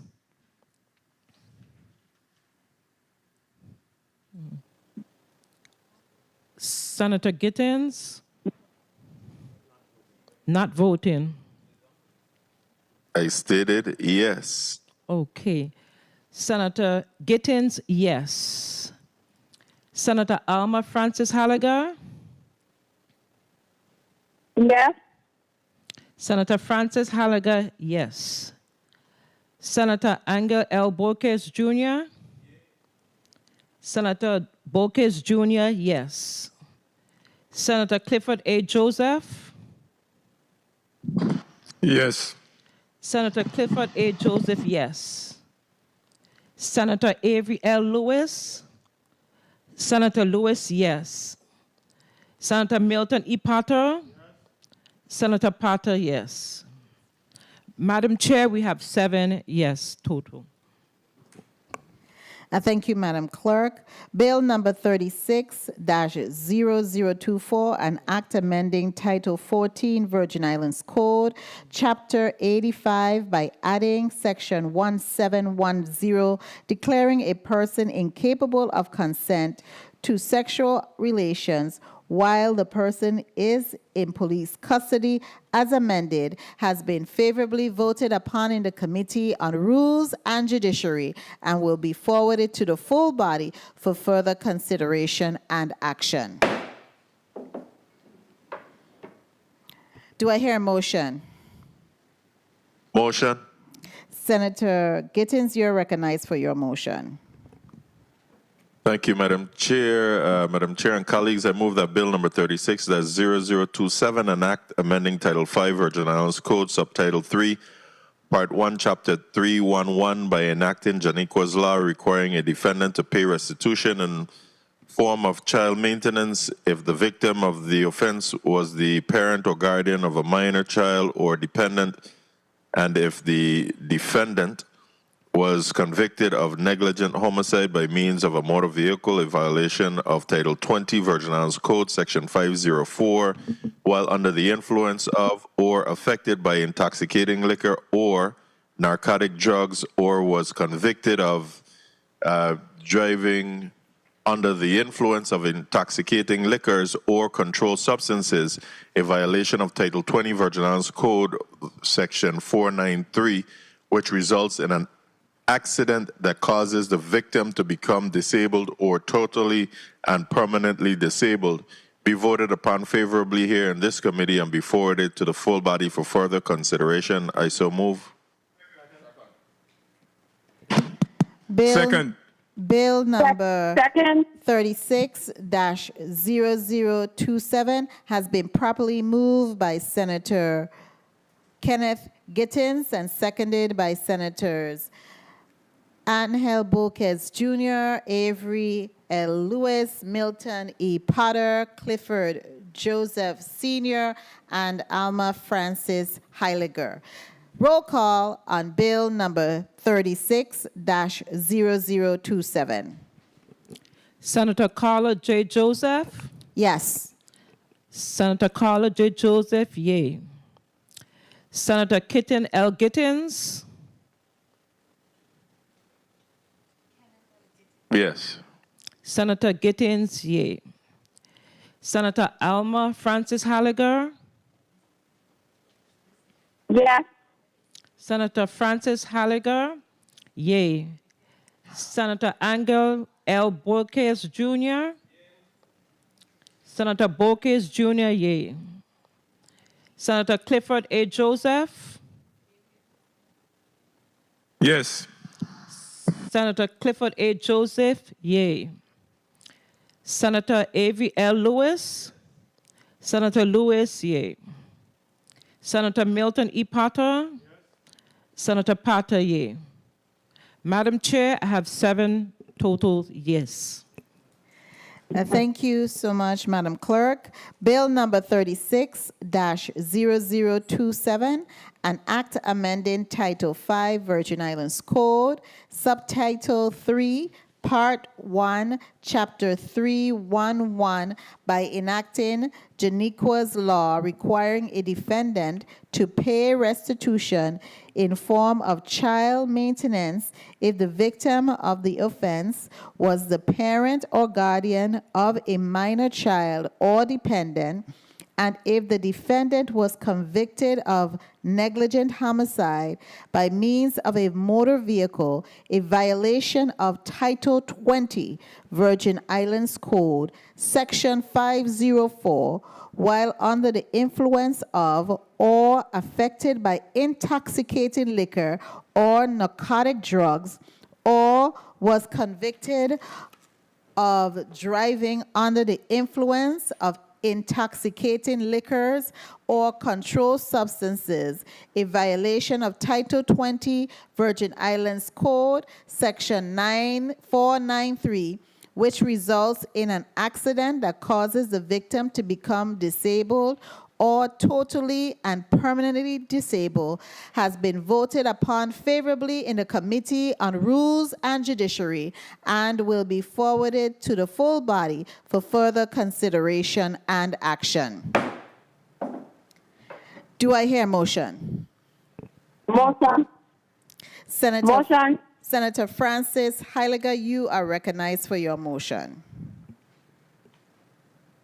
Thank you. Madam Chair, I move to offer Bill number 36-0031, an act amending Title 23 Virgin Islands Code, Chapter 10, Subchapter 4, Subsection 1073 to exempt a public safety agency or private safety entity from liability for acts of negligence in the operation, administration, or maintenance of a 911 service unless the acts are committed in a grossly negligent manner or are committed with willful intent. I request that this bill be favorably voted on by the members of this committee and forwarded to the full body. I so move. Bill number 36-0031 has been properly moved by Senator Alma Francis Heiliger and seconded by Senators Milton Potter and Avery Lewis. Roll call on Bill number 36-0031. Senator Carla J. Joseph? Yes. Senator Carla J. Joseph, yea. Senator Kenneth L. Gittens? Yes. Senator Gittens, yea. Senator Alma Francis Halliger? Yes. Senator Francis Halliger, yea.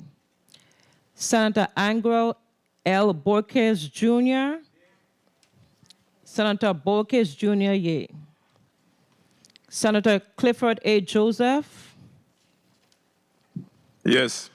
Senator Clifford A. Joseph, yea. Senator Avery L. Lewis? Senator Lewis, yea.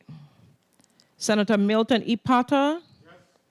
Senator Potter, yea. Madam Chair, 7 yeas.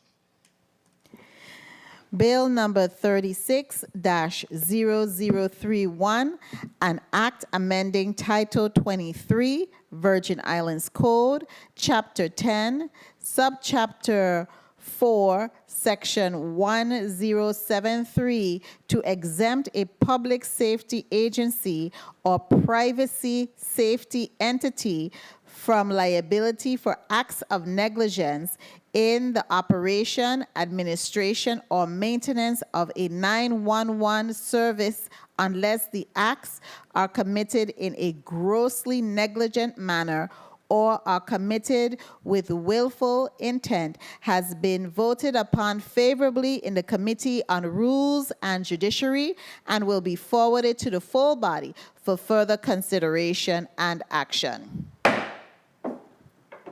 Do I hear a motion? Motion. Senator Alma Francis Motion. Heiliger, you are recognized for your motion. Thank you. Madam Chair, I move to offer Bill number 36-0057, an act amending Title 5 Virgin Islands Code, Chapter 314, Section 3733, Subsection 8, to require automatic expungement of arrest records and complaint or information when the accused has been acquitted. I request that this legislation be voted on favorably by the members of this committee and move to the full body for further consideration. I so move. Bill number 36-0057 has been properly moved by Senator Alma Francis Heiliger and seconded by Senator Milton E. Potter and Kenneth L. Gittens. Roll call on Bill number 36-0057. Senator Carla J. Joseph? Yes. Senator Carla J. Joseph, yes. Senator Kenneth L. Gittens? Yes. Senator Gittens, yes. Senator Alma Francis Halliger? Yes. Senator Francis Halliger, yes. Senator Angel L. Borges Jr.? Senator Borges Jr., yes. Senator Clifford A. Joseph? Yes, and I was the one that seconded and not can get in for the records. Okay. Thank you. Thank you so Madam much. Clerk. Senator Clifford A. Joseph, yes. Senator Avery L. Lewis? Senator Lewis, yes. Senator Milton E. Potter? Yes. Senator Potter, yes. Madam Chair, 7 yeas. Thank you, Madam Clerk. Bill number 36-0057, an act amending Title V, Virgin Islands Code, Chapter 314, Section 3733, subsection A, to require automatic expungement of the arrest record and complaint or information when the accused has been acquitted, has been favorably voted upon in the Committee on Rules and Judiciary, and will be forwarded to the full body for further consideration and action. Thank you so much, colleagues. We have just completed 2 blocks, and the record will reflect that Senator Clifford Joseph Sr. was the second to bill number 36-0057. I do apologize, Senator Joseph. You do sound on this end a bit like Senator Kenneth Gittins. Colleagues, I would like us to continue and proceed with block number 3. Madam Clerk, kindly read block number 3 into the record. Okay. Block number 3, 1:30 p.m. to 3 p.m. Bill number 36-0035, an act amending Title 15, Virgin Islands Code, Article 5, to allow the Governor of the Virgin Islands to implement the federal mandate of the Stephen J. Burke, Jr.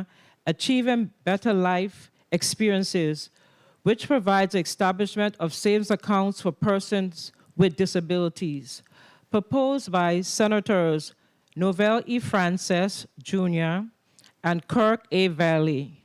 Co-sponsors Maurice C. James, Herbert L. Frederick, Ray Fonseca, Angel L. Bolquez, Jr., Clifford A. Joseph, Sr., Avery L. Lewis, and Milton E. Potter.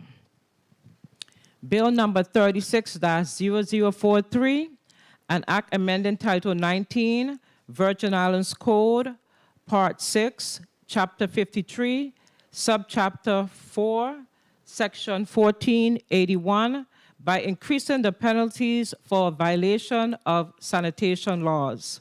Proposed by Senators Angel A. Bolquez, Jr., and Marvin A. Blyden.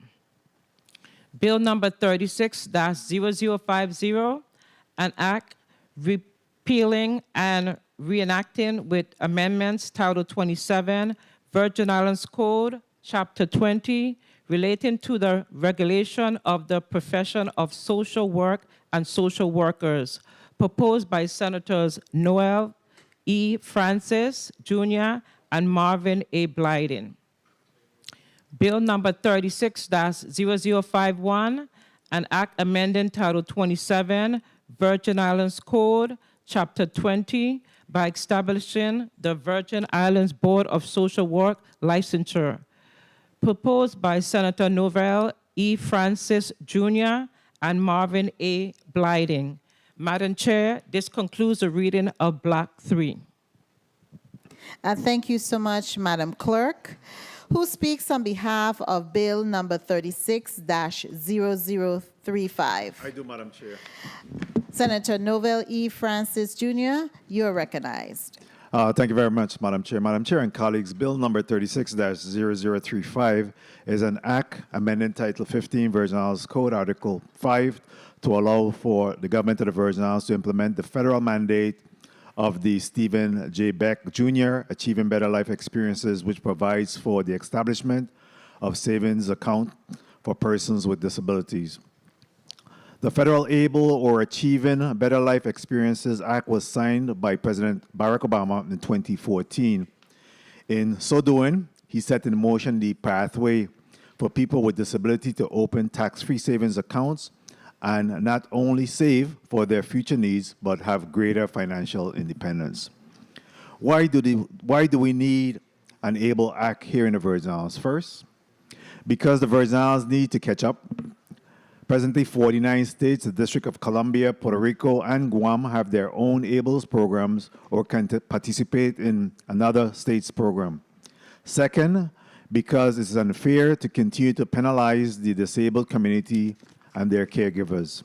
We want people with disability to be able to live full lives, have jobs, and be active participants in our community. Yet we punish them if they have too much money. It is a no-win situation.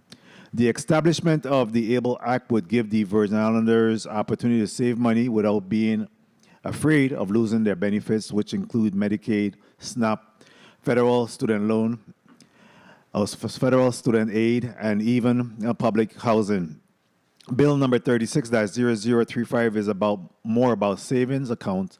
It is about the equality and access to things that most of us take for granted. At the appropriate time, I'll introduce an amendment, 36-380, which is an amendment in the nature of a substitute. The amendment addresses the concerns raised when the bill was first heard in committee, but most of all creates a pathway for implementation.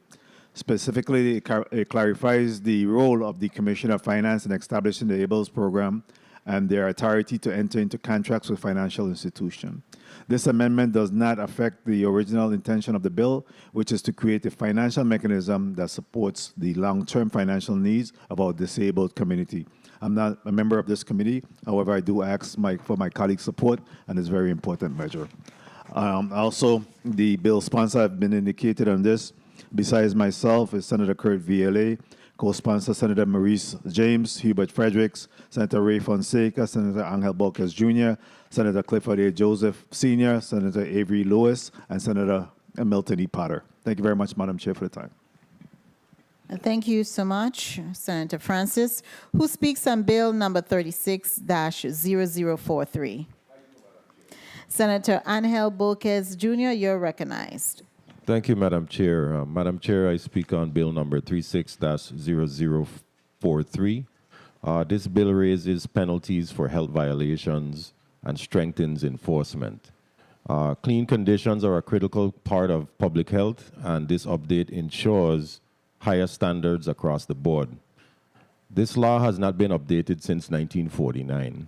That's 76 years ago, making this revision both timely and necessary. And I fully want to support and thank the Department of Health, their Environmental Division, the Office of the Commissioner of Health, along with their legal counsel, and also members from the National Environment Health Association, who all work together to assist with this bill, in addition to the amendment that's forthcoming today. And that was a contribution due to the discussion of the first hearing of the bill, where my colleagues chimed in and expressed their concerns.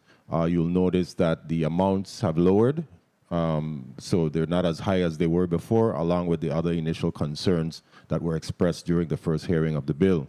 This amendment aligns with the enforcement process with the national best practices for food security and safety. It introduces a risk-based inspection framework.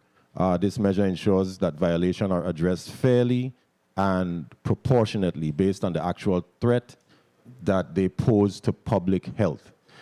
It also encourages compliance through transparency, structured penalties, and education, especially for foodborne illnesses and prevention courses that the Department of Health would conduct. Importantly, the amendment gives the Department of Health a clear authority to act swiftly in the case of an imminent health hazard, while also promoting fairness for businesses that maintain good safety records.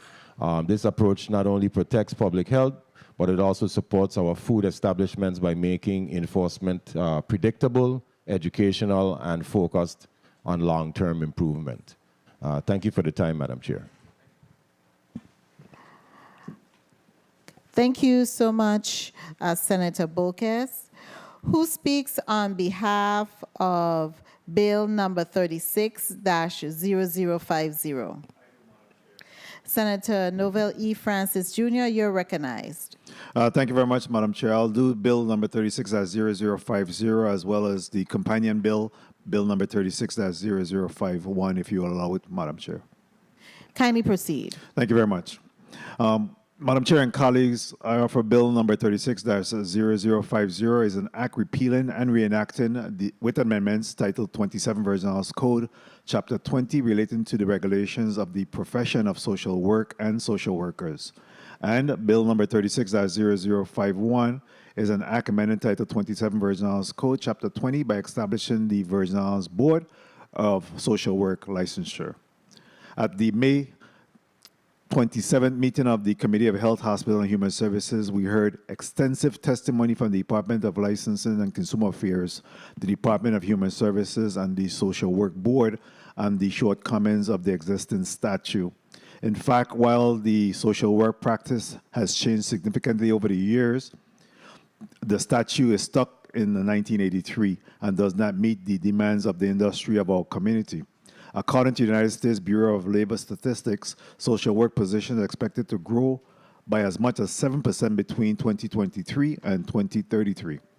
Social work fill critical needs across our community. They're expected to be culturally competent, support emotional, behavioral, and mental health, ensure access to public health and social justice, and help clients adjust to changes and challenges in their lives. These are a few of the roles that social workers perform. Bill number 36-0050 recognizes the industry shift that have taken place since 1983 and creates a regulatory landscape that not only supports industry growth, but aligns with the educational standards and best practices. Most importantly, it creates a pathway for licensure for the students in the School of Social Work at the University of the Virgin Islands and for persons wishing to practice in the territory. This is done by updating the definition and educational requirements and adding categories, licensure terms, and clarifying exemptions. Exemptions are particularly important when you consider that employees in the territory have been functioning as social workers, often without the needed educational requirements. Their decades of experience cannot be discounted or ignored, and it's important that this bill does not create any barriers for these men and women. Bill number 36-0051 similarly updates the statute governing the Board of Social Work Licensure and give the board the tools to do better monitoring and respond to the regulatory landscape. At the appropriate time, I'll be introducing amendments in both of these bills, Amendment 36-407 and Amendment 36-408 reflect the collective recommendations of DLCA, DHS, and the Social Work Board to make technical corrections and clean up the other areas that support overall intention of the bill. I appreciate the collaboration of these stakeholders to bring legislation forward that will serve the current and future needs of our social work profession. I'm not a member of this committee, but I ask for the committee's support in moving this measure forward. Thank you very much, Madam Chair, for the time. Thank you so much, Senator Francis. Colleagues, we will proceed with one round of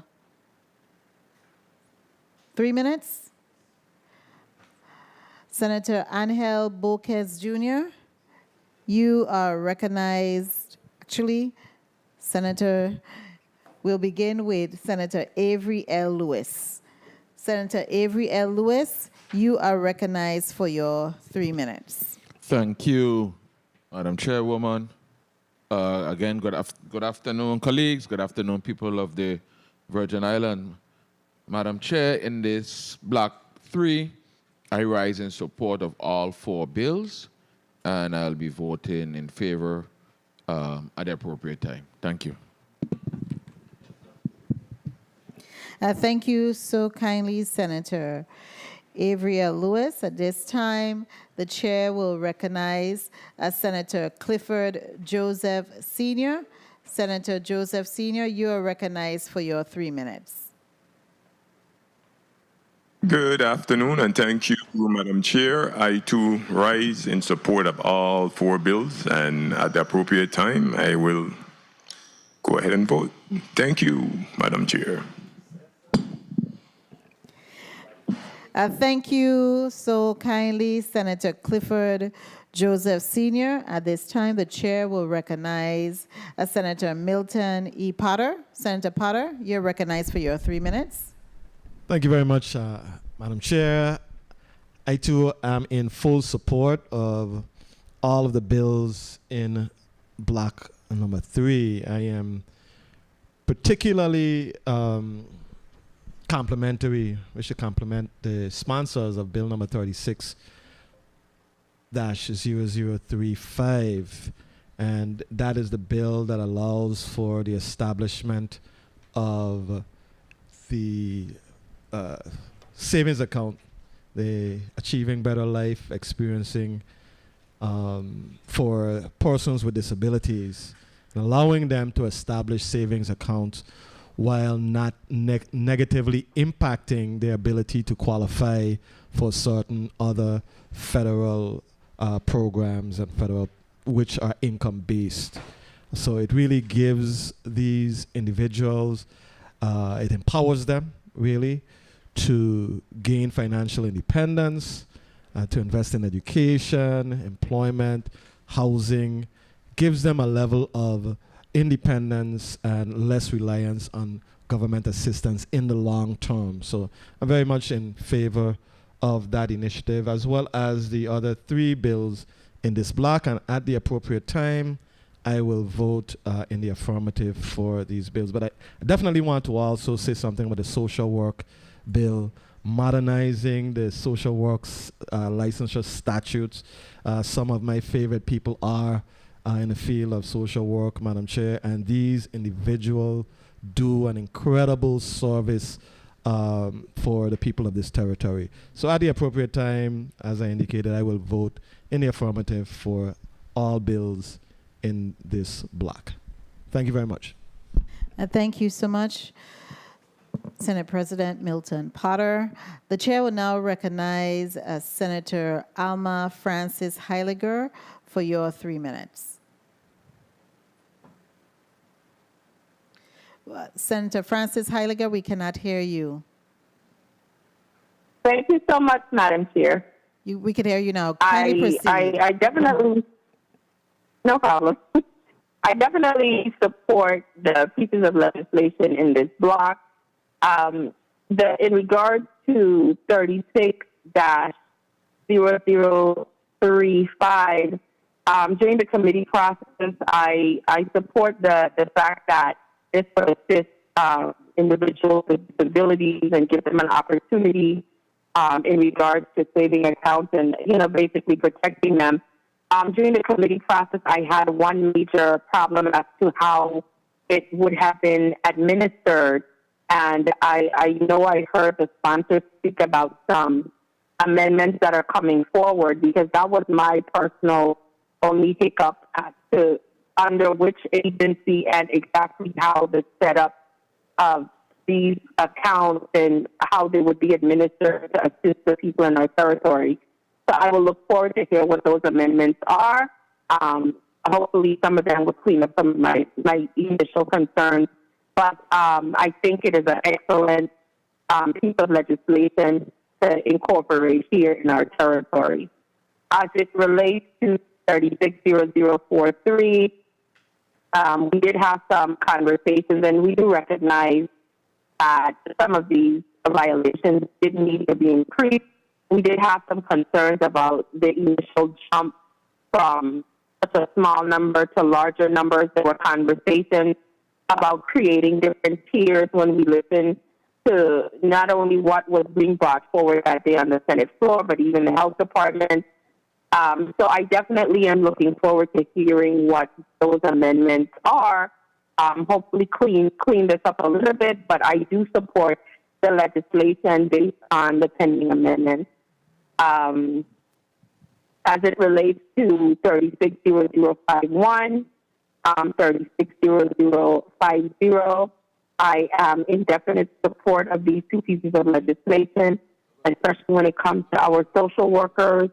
As you know, they are the ones a lot of times that deal with the human side of issues we have in our community, and anything that we have to do to assist, or even with dealing with 30 the board, seconds. et cetera. I think it's a definite plus in the right movement, in the right direction.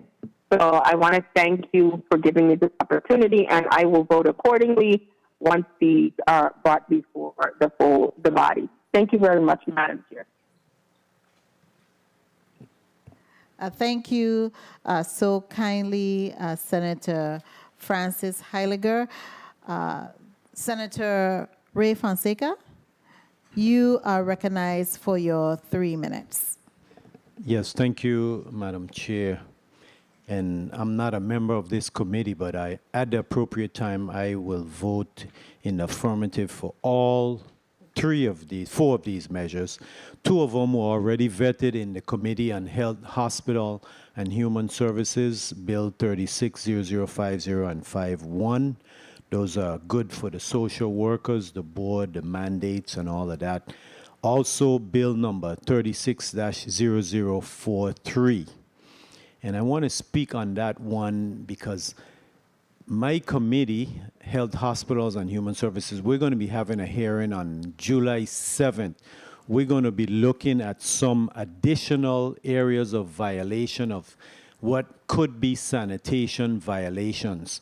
But this is not by the businesses. This is by the government, particularly with our harbors and with WAPA and the brine and all of that that is going into the waters of the Virgin Islands. Remember, we are a tourist destination, and we have to ensure the government have a responsibility to make sure that they are complying with EPA laws and not polluting our harbors. So tune in to the Health, Hospitals, and Human Services Committee on July 7th at 10 a.m. We're going to be having a hearing on that. And quickly, Bill number 36-0035, that is the federal mandate will be implemented, the ABLE Act. Those persons with disabilities, they will be able to get their ABLE accounts, to cover their expenses such as education, housing, and health care. And most importantly, they will not lose the eligibility for the public assistance programs. That's very important. So, Madam Chair, thank you so much for the time, and at the appropriate time, I plan to vote in the affirmative for all of these bills. Thank you so much, Senator Fonseca. All the bills in this block were properly vetted in the Committee on Health, Hospitals, and Human Services, where a number of individuals came before this specific committee to testify and offer recommendations to clean it up so it could be more workable. I stand ready to support all 4 measures that were vetted in the Committee on Health, Hospitals, and Human Services, namely Bill number 36-0035, which really brings localizes a federal mandate, the Stephen J. Beck Jr. Mandate to provide an established savings account for persons with disabilities, so that the government is going to be acting as the custodian of those funds, and there is outlined a process and powers and duties and how that new law, this mandate will be implemented by our local government. I also stand ready to support Bill number 36-0043, which deals with sanitation laws. What I like about this bill in particular, and I really want to commend the sponsors, is that it adds some teeth. Persons who are caught in offense of this law, they will be having some fines from $900 to $1,700. So those fines are in place, and I really want to commend the bill sponsor for putting in line some of those fines in place. I also want to commend, and this adds with our social workers, bill number 36-0050 and its companion bill, Bill number 36-0051, which really deals with our social workers and just cleaning up the law so that we could be able to have more social workers. We have a lot of social issues. This month is PTSD month, post-traumatic stress syndrome month, disorder month. And so we have a lot of people facing a lot of challenges in our community. And some of the people who go and address the challenges and help people to overcome in the homes and even in the schools are social workers. They are a key component of our community, and they are a very much needed profession. So I definitely will stand in support of this bill and all the measures in this block of today's agenda.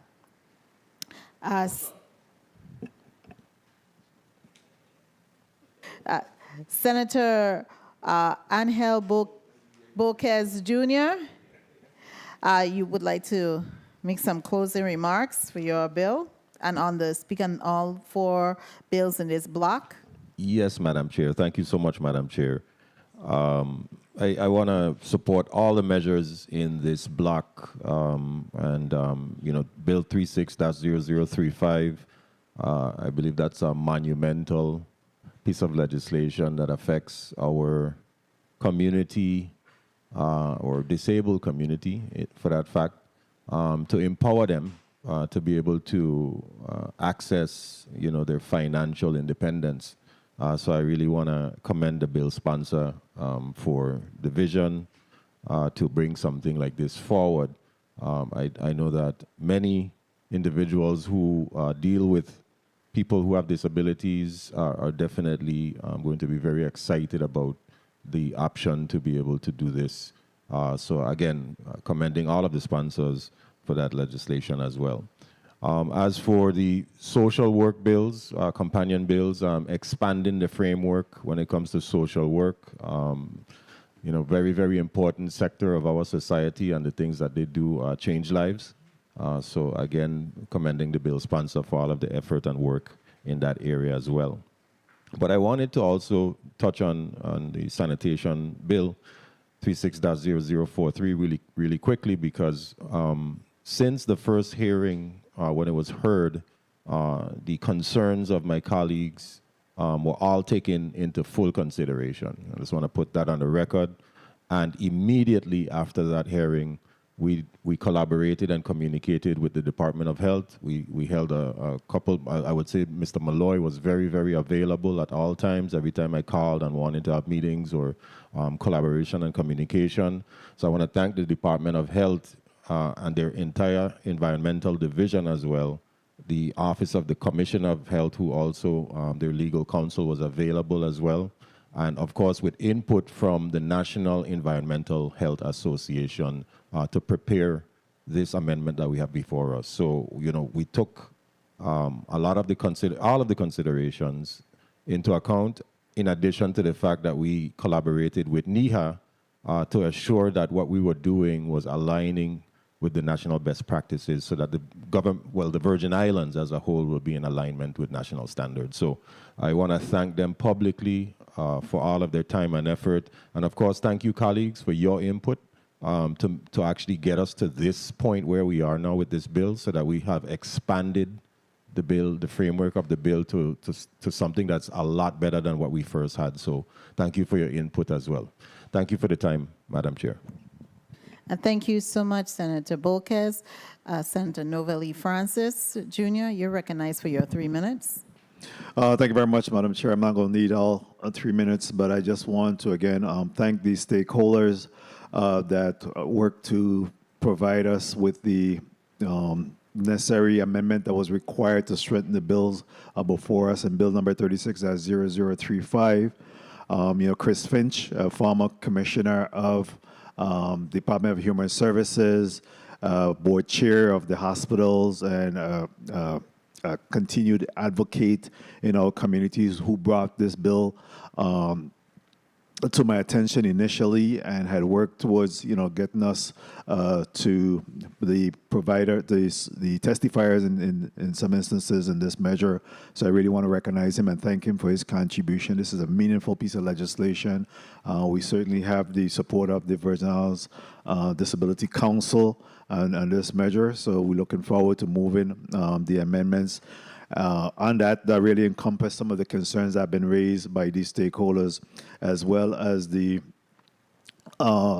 social work bill. Again, that was brought to our attention and support by the LCA and all the stakeholders, Board of Licensure, social work licensure as well, and strengthening that piece of legislation. So we look forward to moving that. In respect to the penalty for violation of the sanitation laws, of course, we know that beautification of our island continue to be challenged, and we all have our responsibility to do that. But, again, the best way to sometimes ensure that there's compliance is make sure that individuals are penalized whenever there is violation. To avoid the penalization, just don't litter or allow us to do that. I also want to commend the bill's sponsor in providing a sliding scale. He just didn't start out at the maximum, but rather, allow for a gradual increase for the first, second, and third violations, which is a step in the right direction. 1 minute.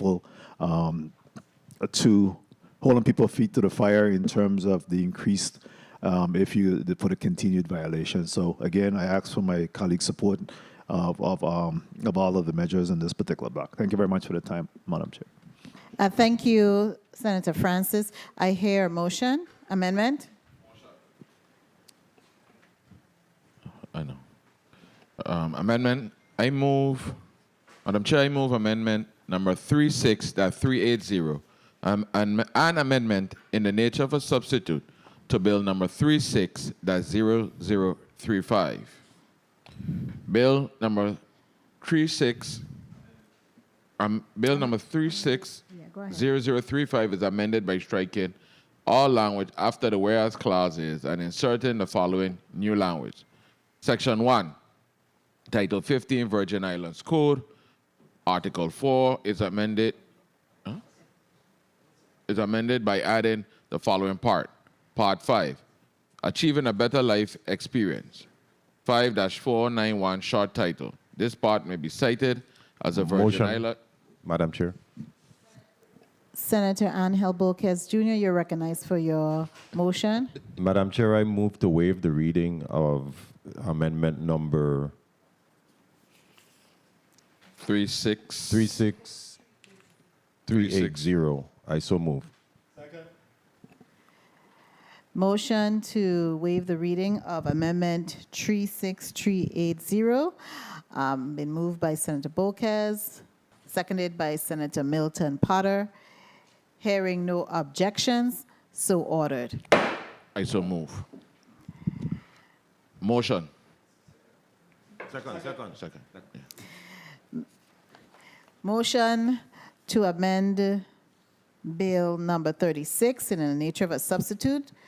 Amendment number 36-380 has been properly moved by Senator Lewis, seconded by Senators Milton Potter and Bolquez.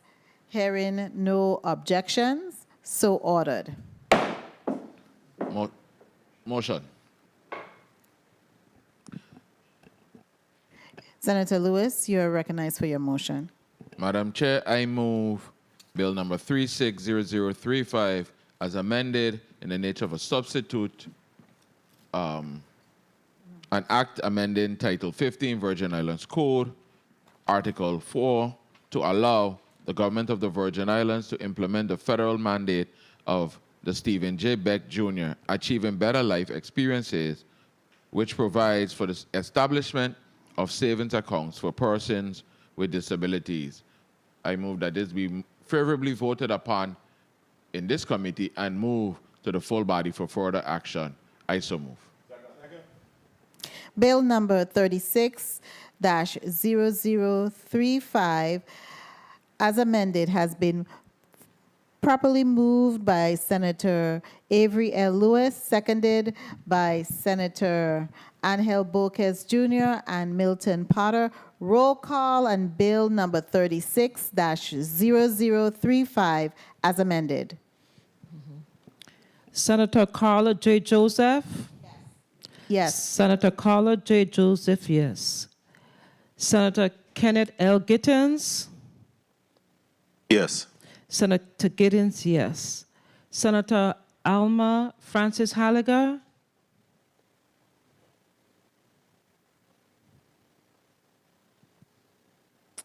Senator Francis Halliger?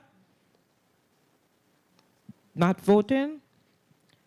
Senator Angel L. Boquez Jr.? Senator Boquez Jr., yea. Senator Clifford A. Joseph Sr.?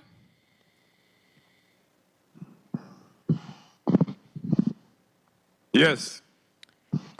Senator Clifford A. Joseph Sr., yea. Senator Avery L. Lewis? Yes. Senator Lewis, yes. Senator Milton E. Potter? Yes. Senator Potter, yes.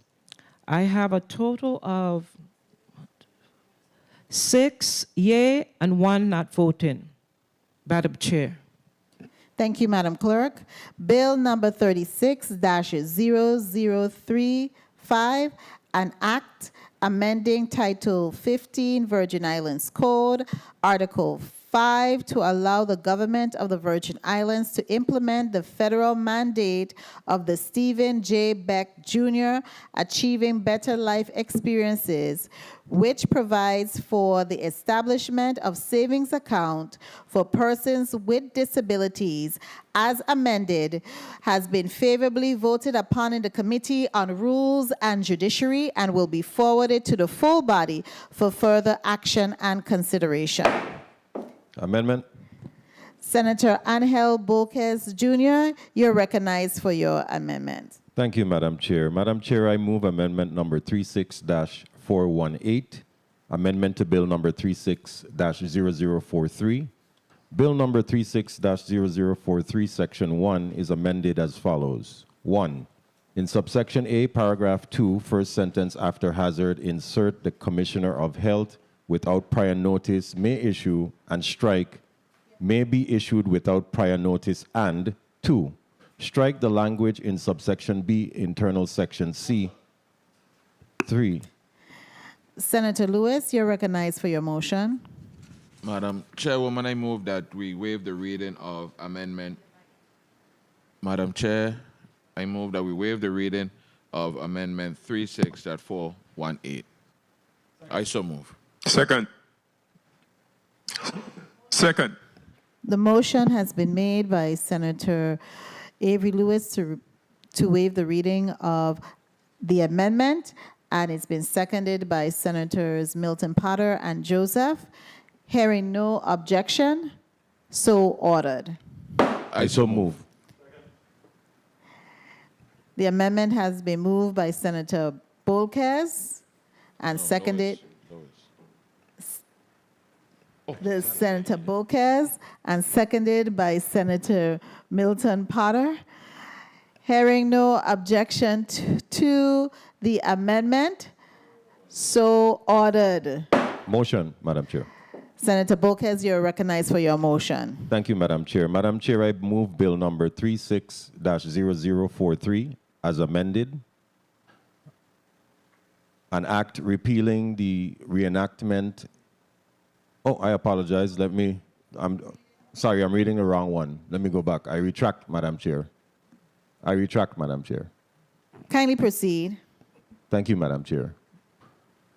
Madam Chair, I move bill number 36-0043, an act amending Title 19 Virgin Islands Code, Part 6, Chapter 53, Subchapter 4, Section 1481, by increasing the penalties for violation of sanitation laws as amended, be favorably voted upon in this committee and reported out to the full body for further action and consideration. I so move.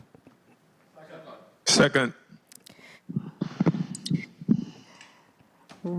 Bill number 36-0043 has been properly moved by Senator Angel Boquez Jr., seconded by Senators Milton E. Potter, Avery L. Lewis, and Clifford Joseph Sr. Roll call on Bill number 36-0043 as amended. Senator Carla J. Joseph.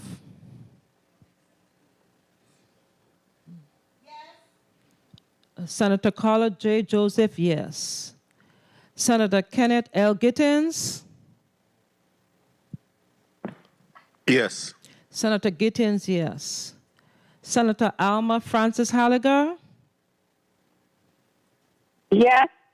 Senator Francis Halliger, yes. Senator Angel L. Boquez Jr. Senator Boquez Jr., yea. Senator Clifford A. Joseph Sr. Yes. Senator Clifford A. Jr. Sr., yea. Senator Avery L. Lewis. Yes. Senator Lewis, yes. Senator Milton E. Potter. Yes. Senator Potter, yes. Madam Chair, I have 7 yeas. Thank you so much, Madam Clerk. Bill number 36-0043, an act amending Title 19 Virgin Islands Code, Part 6, Chapter 53, Subchapter 4, Section 1481, by increasing the penalties for violations of sanitation laws as amended, has been favorably voted upon in the Committee on Rules and Judiciary and will be forwarded to the full body for further consideration and action. Amendment. Amendment, Senator Angel Boquez Jr., you're recognized. Thank you, Madam Chair. Madam Chair, I move amendment number 36-407, amendment to bill number 36-0050, offered by Senator Novell E. Francis Jr. Bill number 36-0050 is amended as follows. A, strike all references to master throughout the bill except where it appears in section 533B1 and C1. B, insert section 532 as Senator Lewis, you're recognized for your motion. Thank you. Madam Chair, I move to waive the reading of amendment number 36-407. I so move. Second. Motion to waive the reading of amendment number 36407 has been made by Senator Lewis and seconded by Senator Milton Potter. Hearing no objection, so ordered. I so move. Amendment to Bill number 36-0050 has been moved by Senator Boquez and seconded by Senator Potter. Hearing no objection, so ordered. Motion. Senator Boquez Jr., you're recognized for your motion. Thank you, Madam Chair. Madam Chair, I move bill number 36-0050, an act repealing and reenacting with amendments Title 27 Virgin Islands Code, Chapter 20, relating to the regulation of the profession of social work and social workers, as amended, be favorably voted upon in this committee and reported out to the full body for further action and consideration. I so move. Second. Bill number 36-0050 has been properly moved by Senator Angel Boquez Jr., seconded by Senators Lewis and Potter. Roll call on Bill number 36-0050 as amended. Okay. Senator Carla J. Joseph? Yes. Senator Carla J. Joseph, yes. Senator Kenneth L. Gittins? Yes. Senator Gittins, yes. Senator Alma Francis Halliger? Yes. Senator Francis Halliger, yes. Senator Angel L. Boquez Jr.? Senator Boquez Jr., yes. Senator Clifford A. Joseph Sr.? Yes. Senator Clifford A. Joseph Sr., yes. Senator Avery L. Lewis? Yes. Senator Lewis, yes. Senator Milton E. Potter? Yes. Senator Milton E. Potter, yes. Madam Chair, total 7 yeas. Thank you so much, Madam Clerk. Bill number 36-0050, an act repealing and reenacting with amendments Title 27 Virgin Islands Code, Chapter 20, relating to the regulation of the profession of social work and social workers as amended, has been favorably voted upon in the Committee on Rules and Judiciary and will be forwarded to the full body for further consideration and action. Amendment. Amendment, Senator Bolkes. Thank you, Madam Chair. Madam Chair, I move amendment number 36-408. Amendment to Bill number 36-0051 offered by Senator Novell E. Francis Jr. Bill number 36-0051 is amended on page 1 as follows. A, on lines 9 and by striking one member and inserting and 2 other members. B, on line 10 by striking A after maybe and insert an active or retired, and C, on line 11 after 1 by inserting of the 2 must be A. I so move. Second. Motion has been properly moved by Senator Bolkes and seconded by Senator Lewis. Hearing no objection, so ordered. Motion, Madam Chair. Senator Bolkes, you're recognized for your motion. Thank you, Madam Chair. Madam Chair, I move Bill number 36-0051, an act amending Title 27 Virgin Islands Code, Chapter 20, by establishing the Virgin Islands Board of Social Work licensure as amended, to be favorably voted upon in this committee and reported out to the full body for further action and consideration. I so move. Second. Bill number 36-0051 has been properly moved by Senator Bolkes and seconded by Senator Lewis. Roll call on Bill number 36-0051 as amended. Senator Carla J. Joseph? Yes. Senator Carla J. Joseph, yes. Senator Kenneth L. Gittins? Yes. Senator Gittins, yes. Senator Alma Francis Halliger? Yes.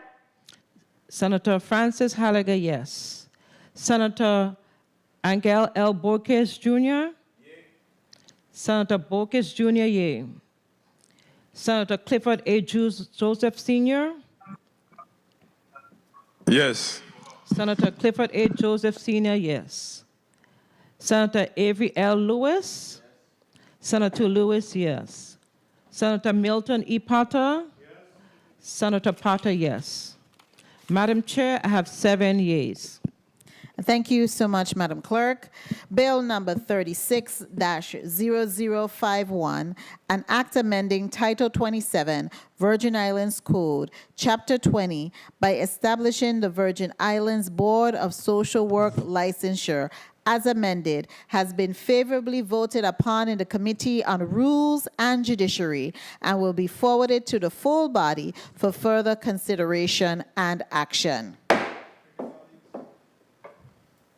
Thank you, colleagues, for going with me for the third block. We are moving into our final block on this agenda today, which includes 6 bills. 6 bills. Madam Clerk, kindly read into the record the 6 bills that are included in block number 4, which is the last block of today. Block number 4, the time period was 3 p.m. to 4:30. That's what I have. Okay. Bill number 36-0029, a resolution honoring and commending Sonia Hoyce, the creator of St. Croix Cushion Hook Bracelet and proprietor of one of the first handmade hand-wrought jewelry stores in St. Croix. Proposed by Senator Kenneth L. Gittins, co-sponsored Ray Fonseca. Bill number 36-0007, a resolution honoring and commending James Sasso for distinguished service in the mortuary and funeral service industry. Proposed by Senator Angel L. Borges Jr., co-sponsor Senator Avery L. Lewis and Senator Ray Fonseca. Bill number 36-0064, an act amending Title 33, Virgin Islands Code, Chapter 111, Section 3100, aligning the disbursement and spending limitations of funds allotted to public schools from the Education Initiative Fund with the realities of academic planning, ensuring that funds are used to maximize student success. Proposed by Senator Kirk A. Violette. Senator Kirk A. Violette. Okay. Bill number 36-009, an act amending Title I, Virgin Islands Code, Chapter 11, by adding Section 200M to declare the week beginning on Monday before the first Friday in June as the Virgin Islands Gun Violence Awareness Week. Proposed by Senator Angel L. Borges Jr. Bill number 36-0097, a resolution commending the National Conference of the State Legislatures, NCSL, on its 50th anniversary and recognizing the NCSL for its commitment to the legislature institution, proposed by Senator Milton Potter. Bill number 36-0012, an act amending Title III, Virgin Islands Code, Chapter 27, to streamline the GRS disability annuity approval procedures and for other related issues, proposed by Senator Milton Potter. Madam Chair, this concludes the reading of block number 4. Thank you so much, Madam Clerk. Who speaks on behalf of Bill number 36-0029? Gittins. Senator Kenneth Gittins, you're recognized. Good afternoon, Madam Chair. Thank you, Madam Chair and colleagues. I am pleased to introduce Bill number 36-00297 to posthumously honor and commend Ms. Sonia Howe. Unfortunately, we don't have the amendment ready just yet for the posthumously, but we'll have it ready by session. But this bill was previously discussed and approved by the Committee on Government Ops, Consumer Protection and Government Affairs, and now to be considered in this committee. My sentiments are still bittersweet as Ms. Sonia Howe passed away on or about March 9th of this year, just days after the resolution was actually released to my office. While we always hope to give people their flowers while they're alive, it's not always possible. I am very sorry we were not able to pass this resolution sooner. However, Ms. Howe was a St. Croix businesswoman, an artist, and a jewelry maker who is credited with developing and popularizing the famous St. Croix hook bracelets, as I wear on a daily basis. Yes, you all know of this. Anywhere in the world that you see someone wearing a hook bracelet, they have likely visited the Virgin Islands and particularly St. Croix. She largely taught herself the craft of jewelry making not long after moving to St. Croix from California.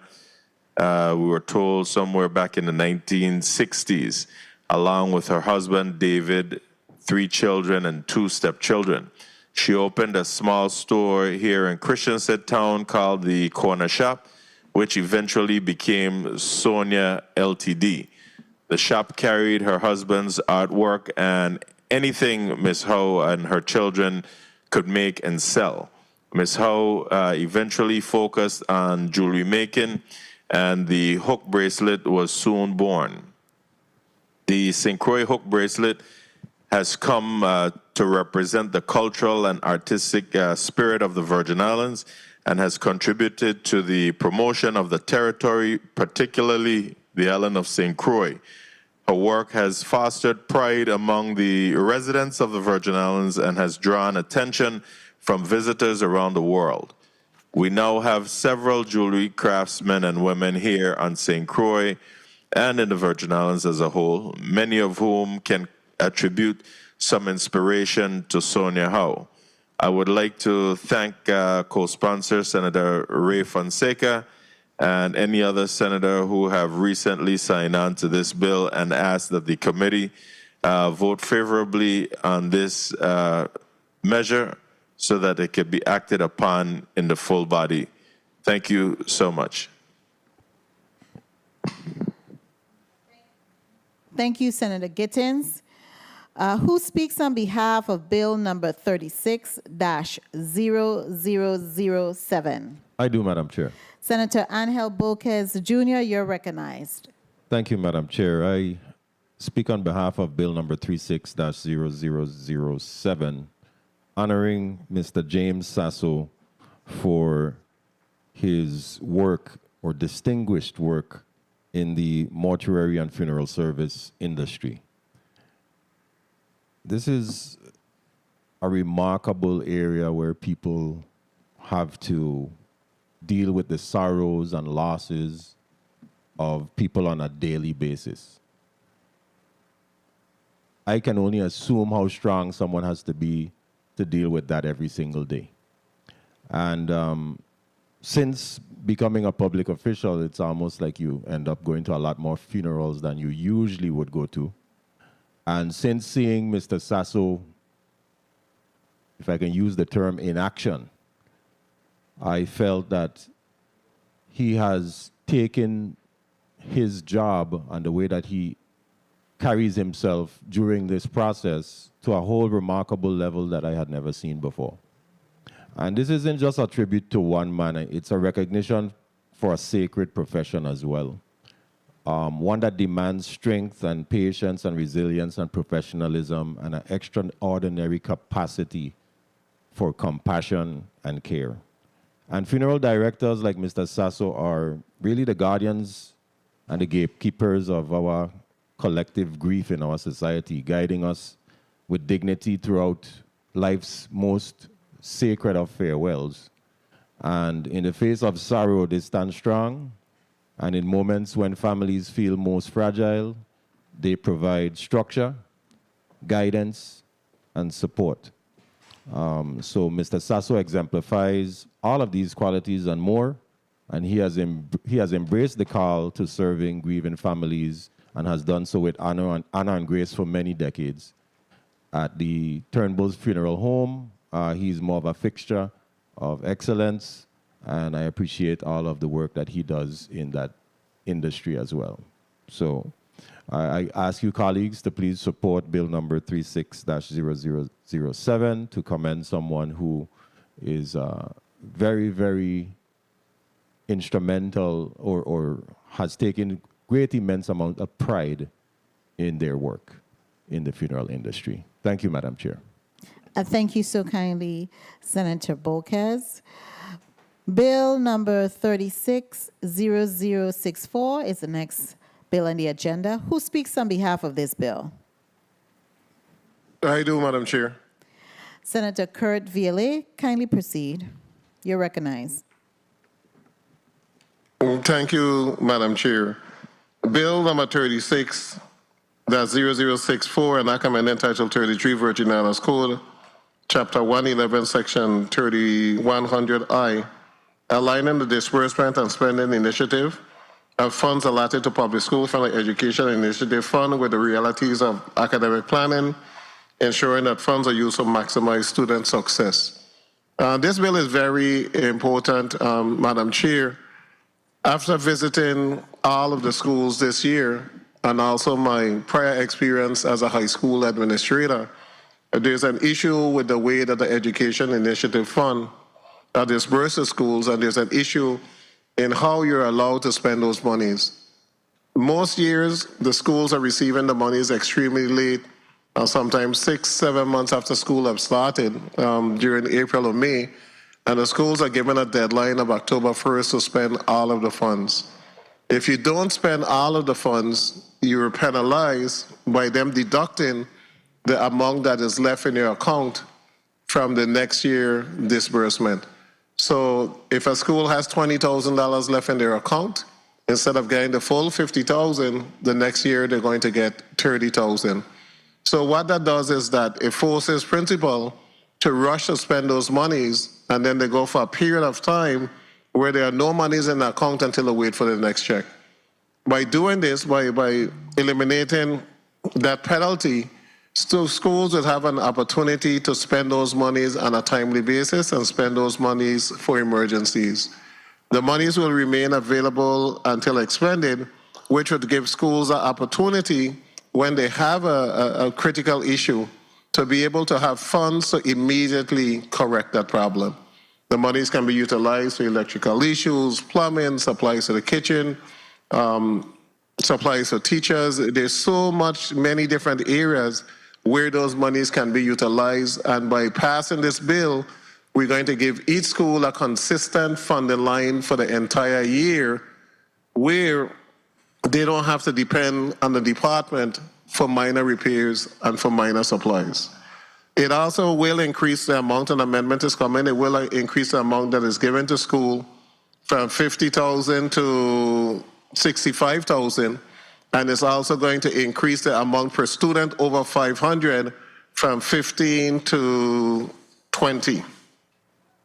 Those recommendations were given to us by the superintendent of schools in the St. Thomas district, and decided to offer that amendment because it's not going to cost the government of the Virgin Islands any additional monies because of the number of school closures that we have had over the years. When this fund was first started, Elena Christian, Charles H., Evelyn Williams, Alexander Henderson, and all of the schools in St. Thomas that are now closed were open. Each of those schools were receiving $50,000 plus. So the amount of money is distributed from the fund have significantly decreased.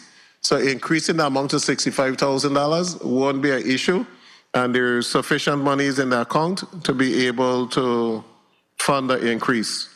At the appropriate time, colleagues, I'm asking for your support. I'm asking for you to sign on this meaningful bill. It definitely will be a shot in the arm for education. Thank you so much, Madam Chair. Thank you, Senator Viale. Who speaks on behalf of Bill number 36-0090? I do, Madam Chair. Senator Angel Boquez Jr., you're recognized. Thank you, Madam Chair. Madam Chair, I speak on Bill number 36-0090, an act amending Title 1 Virgin Islands Code, Chapter 11, by adding Section 200M to declare the week beginning the Monday before the first Friday in June as the Virgin Islands Gun Violence Awareness Week, aligning with National Gun Violence Day, which is always on the first Friday of June. This bill creates spaces for us to reflect, educate, and act on the serious issue of gun violence in our territory. We've lost too many lives, and this bill helps to raise the bar on awareness, and it pushes for strategic, meaningful change year after year, because community awareness, and sometimes we have to continue to keep the message going so that we get it in our heads time after time after time after time. This is an important gesture, but we must also follow it up with concrete actions. I know that there's other issues related to gun violence, whether it's promoting more legislation or funding and youth engagement, we need to truly make a difference. And I want to thank, because the bill was recently heard, and I want to thank all of the support that was given, and I'm asking for that support here now today again in the Committee of Rules and Judiciary so that we can push this resolution forward and begin the discussions and communications about how we as a community try to tackle this issue of gun violence in our society. Thank you for the time, Madam Chair. Thank you so much, Senator Bolkes. Next on the agenda, we have Bill number 36-0097. Who speaks on behalf of this bill? I do, Madam Chair. Senator Milton E. Potter, you're recognized. Thank you. Thank you very much, Madam Chair. I'm honored to introduce Bill number 36-0097, a resolution commending the National Council of the State Legislatures on its 50th anniversary and recognizing the NCSL for its commitment to the legislative institution.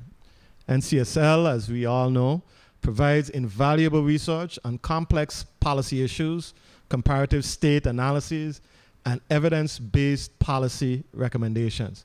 For a territory with limited research capacity, NCSL's resources help the U.S. Virgin Islands legislators make informed decisions on healthcare, education, economic development, and other critical issues affecting our territory and our residents. Passing this resolution would put us in a company of legislatures from virtually every single U.S. state and territory in recognizing this vital organization.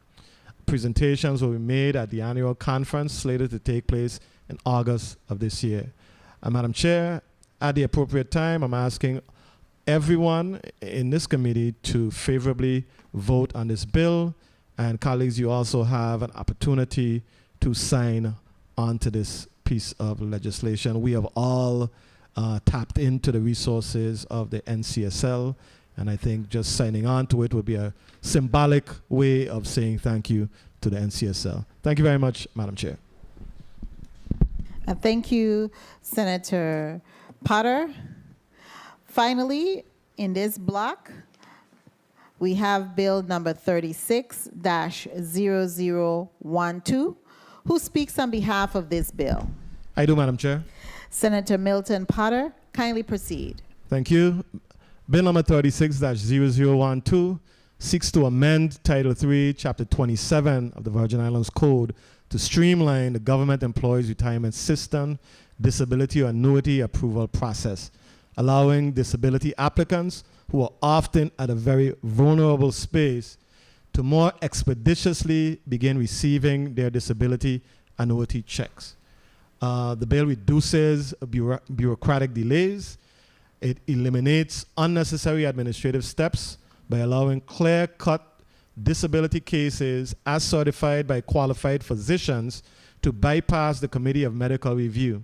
This will expedite the approval process and ensure timely support for disabled persons. It also empowers the medical professional by placing primary decision-making authority in the hands of licensed practicing physicians. The bill ensures that medical expertise, rather than bureaucratic procedure, is the decisive factor in disability determinations. As you know, the representatives from the GRS were here. They have indicated that this could potentially save up to 4 months' time in actually getting the checks in the hands of persons who are deemed disabled. I think it's a practical bill, and at the appropriate time, I would ask my colleagues to vote affirmatively for the passage of this initiative. Thank you very much, Madam Chair. Thank you so kindly, Mr. Senate President, for those introductions. Colleagues, this is a final block, and we have 6 bills in this block. I am going to allow a debate time and a discussion time of 4 minutes in their entirety to discuss this block. We will begin with Senator Avery Lewis. Senator Lewis, you're recognized for your 4 minutes. That's me. Good afternoon, Madam Chairwoman. Good afternoon again to my colleagues. Colleagues, I think we're doing an exceptional job today. I really like the pace we're moving at and the productivity that's happening here today. As it pertains to the two resolutions, I am in full support of both of them. Ms. Sonia Hugh, I am, regretful that she couldn't be here to smell her roses while alive, but nevertheless, we're going to honor her. Mr. Sasso, someone that I know personally, and I saw him in action up to this week. I commend his style, his compassion, and his vigor that he has for the people of the Virgin Islands during their time of bereavement, especially his empathy that he put forward. As it pertains to bills number 36-0064, an act amending Title 33 Virgin Islands Code, Chapter 111, as an educator, I know where this is very much needed in the schools for principals and, to have that flexibility to purchase things. Sometimes a pipe bursts over the weekend, you need to pay a plumber. Things are happening. You want to, at times you want to award the students. You want to congratulate them, and you could do many different things. You might even pay a coach or something. As it pertains to bill number 36-0090, 36-0097, and 36-0012, I am in full support of all of them. And at the appropriate time, Madam Chairwoman, I will be voting favorably on all of them. But before I do close, sorry, one second, I have to say to bill number 36-0097, the resolution for NCSL. As a freshman senator, I'll say this here, that entity has come in very useful and handy for me. I could ask a question, I could get a response, and I think this tool here, this honoring this resolution is commended and fitting. Again, I think the more resources we have, the better it is for us to do our job. And I do thank the bill sponsor, and I will be signing on it as a sponsor as well. Thank you, Madam Chairwoman, and at an appropriate time, I'll be voting in favor of all 6 bills. Thank you so much, Senator Avery Lewis. The chair will now recognize Senator Clifford Joseph Sr. for your 4 minutes. Good afternoon, Madam Chair, and good afternoon to my colleagues. I stand in support of all the bills in block number 4. So at the appropriate time, I will be voting in favor of all 6. Thank you, Madam Chair. Thank you so much, Senator Clifford Joseph. Very good, straight to the point. I do appreciate you being succinct. At this time, the chair will recognize Senator Alma Francis Heiliger for your 4 minutes. Thank you very much, Madam Chair. I rise in support of all 6 pieces of these legislation, and at the appropriate time, I will be voting accordingly. Thank you very much.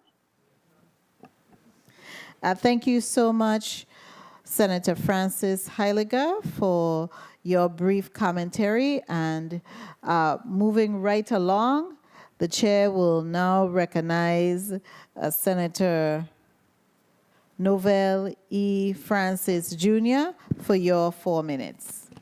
Thank you very much, Madam Chair. I too join in commending all of the bill sponsors in this block number 4. In these bills, I see impact, I see compassion, I see recognition, and certainly I see where, again, the recognition of the NCSL and their a tremendous contribution to legislators over the years. For the last 10 plus years, I've had the opportunity to utilize them in a number of research as well as conferences that I've attended. So I know the meaningfulness of this, and them celebrating 50 years anniversary is certainly commendable. But in addition to that, I too want to commend the bill sponsor and the GRS disability annuity approval. This again is very impactful. It certainly streamlined and curtailed the amount of time that individuals that seek their disability annuity will have to take moving forward. I could only hope that certainly that this will advance their ability to see the annuity in a timely fashion because they know how critical this could be. So at the appropriate time, I'll be voting in the affirmative for this. I want to commend all of the bill sponsors on the hard work that they've put into these bills and getting them to this point. Thank you very much, Madam Chair, for the time and opportunity. Thank you so much, Senator Francis. Senator Ray Fonseca, you are recognized for your 4 minutes. Thank you, Madam Chair. Even though I'm not a member and I don't have a vote in this committee, at the appropriate time, I intend to support these bills. Quickly, I want to talk about 360090, the Gun Violence Awareness Week. Very, very important. We've gotten some alarming statistics from the director of the Bureau of Prisons on the amount of inmates, detainees, prisoners that are accused of gun violence. It's very alarming, so it's fitting. This bill was recently vetted, and we had the gun violence group here with Pastor Weeks and also Pastor McDonald. Very, very important. I want to discuss quickly Bill 360012, the disability annuity. That is a very, very good bill. Definitely support that. Sonia Hugh, of course, the Crucian bracelet. You know, we all grew up with that bracelet. It's fitting that we honor her. And of course, Mr. Sasso. You know, he filled up the whole chamber's hair, just like if it was a taxi hearing. One man filled up the whole chamber, so it's very important and fitting that he be honored in this way. So thank you very much, Madam Chair, for this time. Thank you so much, Senator Fonseca. Also, at this time, I want to really comment on all 6 measures that are in this block. I had the opportunity to sit in and weigh in all of the measures in this block, specifically Bill number 36-0029, which honors and commends Ms. Sonia Hugh posthumously. She was a trailblazer in jewelry design from the Big Island of St. Croix. All of us know about the Crucian bracelets, and her work, that was her life work, is something that most of us wear, but we can associate with the U.S. Virgin Islands and specifically St. Croix. So I commend the sponsor of that bill for bringing it forward and for recognizing this trailblazer in jewelry design. I also want to commend the sponsors of bill number 36-007, which honors and commends Mr. James Sasso for his distinguished service as a funeral director and mortuary, especially the work that he does to add a semblance of appreciation to the celebratory service and homegoing service of persons who have transitioned and are no longer here with us, and brings order and, I believe, a sense of peace to the families as well as loved ones and other persons who participating in those homegoing services. So definitely I want to commend the bill sponsor and giving him his due. So he is here and being recognized, and definitely understanding that his calling as a distinguished service as a mortuary and in the funeral services came after he had completed other career path as an electrician. So I really appreciate that shift, and it's something that he enjoys doing. Bill number 36-0064, I do have an amendment to that bill. I've shared it with the sponsor, and I probably will be signing on this piece of legislation because it helps our educators, our administrators from our school be able to access funds readily. I did have a conversation with one administrator particularly, and she cited some of the challenges they have in spending down some of the monies that are available for the administrators of the schools in the education initiative fund. So I will be signing on to that piece of legislation and be offering an amendment which will deal primarily with getting the audits for those funds, where those funds are kept in a checking account. Bill number 36-0090 and bill number 36-0097. I was present in the Committee on Government Operation, Veterans Affairs, Consumer Protection on Monday, where we vetted these two bills in particular, and I'm in full support. Gun violence is a no-no, and so we need to bring as much as awareness that we can for these acts, these heinous acts that people take using guns. Guns don't kill people, it's people use a gun to kill someone. It can't happen without a person doing some type of action. So any type of attention that we can bring and education to help persons know that there are other ways to resolve conflicts, I am all in support of it. And also bill number 36-0097 to commend the National Conference of State Legislatures on their 50th anniversary. I have utilized this entity as a tool to research legislative initiatives, also to help improve my professional development as a legislator. So I definitely am going to sign on this because they provide an invaluable service not only to us here as legislators, but even other entities in the government who deal with legislation. So I definitely be signing on to that. And then finally, bill number 36-0012. I definitely appreciated the discussion we had on Monday in the Committee on Government Operations, Veterans Affairs, and Consumer Protection regarding this piece of legislation.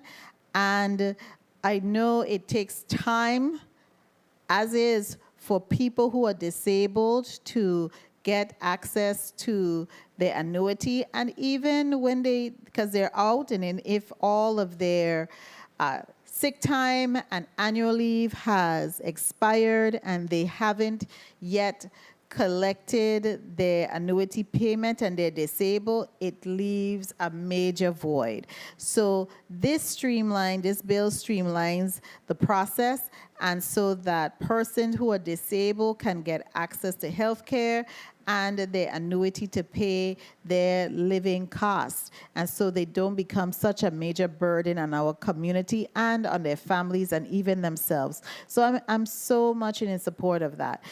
And at the appropriate time, I will be casting my vote in favor of all 6 bills on the agenda in this block. At this time, I would like to recognize Senator Angel Boquez Jr. for your 4 minutes. Thank you, Madam Chair. Madam Chair, I support all of the bills in this block, and I commend all of the bill sponsors for their foresight to bring forward these bills. and I look forward to voting at the appropriate time. Thank you. And thank you so much, Senator Bolkes.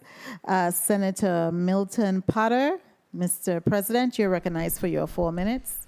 Thank you very much, Madam Chair. I also plan to vote in the affirmative for all bills in this final block. And I too want to commend the members of this body for the wisdom, for the vision and thought that went into these pieces of legislation that have made it to this point thus far. They are ultimately impactful, or will be impactful, in terms of addressing or assisting people of the Virgin Islands to improve their quality of life. And I am definitely going to be supportive of all the bills. The Caribbean hook bracelet, we know, has become an iconic piece of jewelry in our community, and commending Ms. Sonia Howe for her contributions, and her design is definitely noteworthy. Sad that she wasn't around to be aware of this honor, to appreciate that honor in person. So bill number 36-0007, Mr. James Sasso, 2 words really associated with him: professionalism and compassion. At a time when we are most vulnerable, Mr. Sasso has really embodied compassion and care and professionalism at a challenging time. And the NCUA bill, NCSL bill, that absolutely we all are aware of the importance of that institution, the contributions that they've made towards our ability, our research ability in finalizing and improving quality of bills is noteworthy. At the appropriate time, Madam Chair, I will vote affirmatively for all of the bills in this block. They represent positive opportunities to improve the quality of life for the people of the territory. Thank you. Thank you so much, Mr. Senate President. Do I hear a motion? Senator Avery L. Lewis, you're recognized for your motion. Madam Chairwoman, I move Bill number 36-0029, a resolution honoring and commending Sonia Hoff, the creator of the St. Croix Crucian hook bracelet and proprietor of one of the first-hand rod jewelry stores in St. Croix. I move be favorably voted upon in this committee and forwarded to the full body for further consideration. I so move. Second. Bill number 36-0029 has been properly moved by Senator Avery L. Lewis, seconded by Senators Milton Potter, Alma Francis Heiliger, Clifford Joseph Sr., and Kenneth L. Gittins. Roll call on bill number 36-0029. Okay. Senator Carla J. Joseph? Yes. Senator Carla J. Joseph, yes. Senator Kenneth L. Gittins?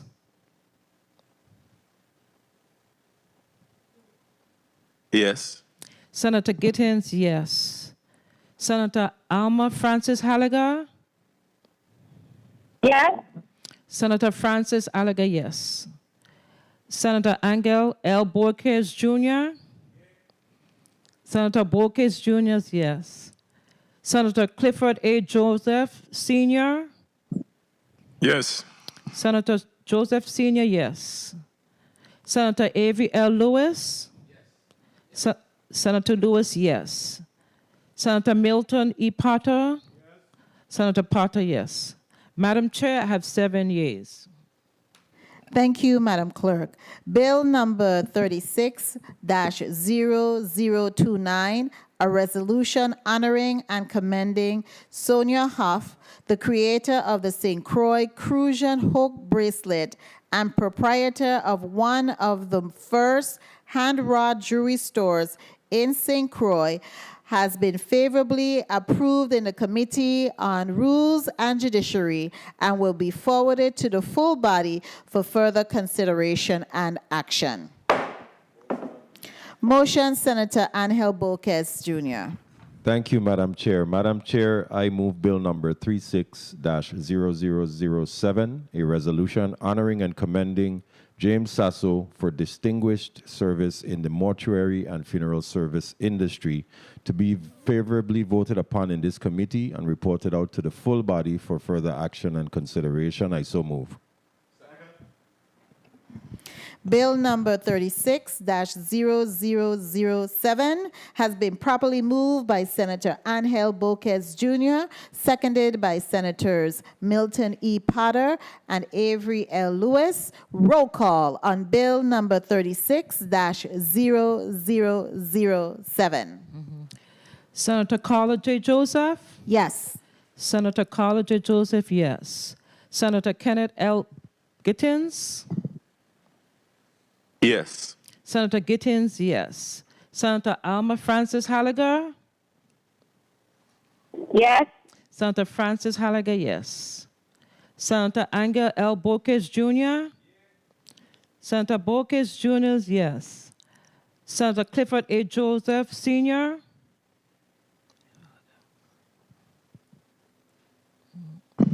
Yes.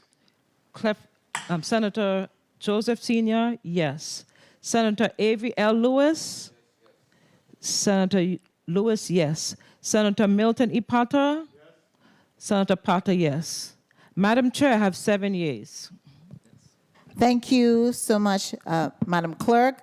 Bill number 36-0007, a resolution honoring and commending James Sasso for distinguished service in the mortuary and funeral service industry, has been favorably voted upon in the Committee on Rules and Judiciary and will be forwarded to the full body for further consideration and action. Amendment.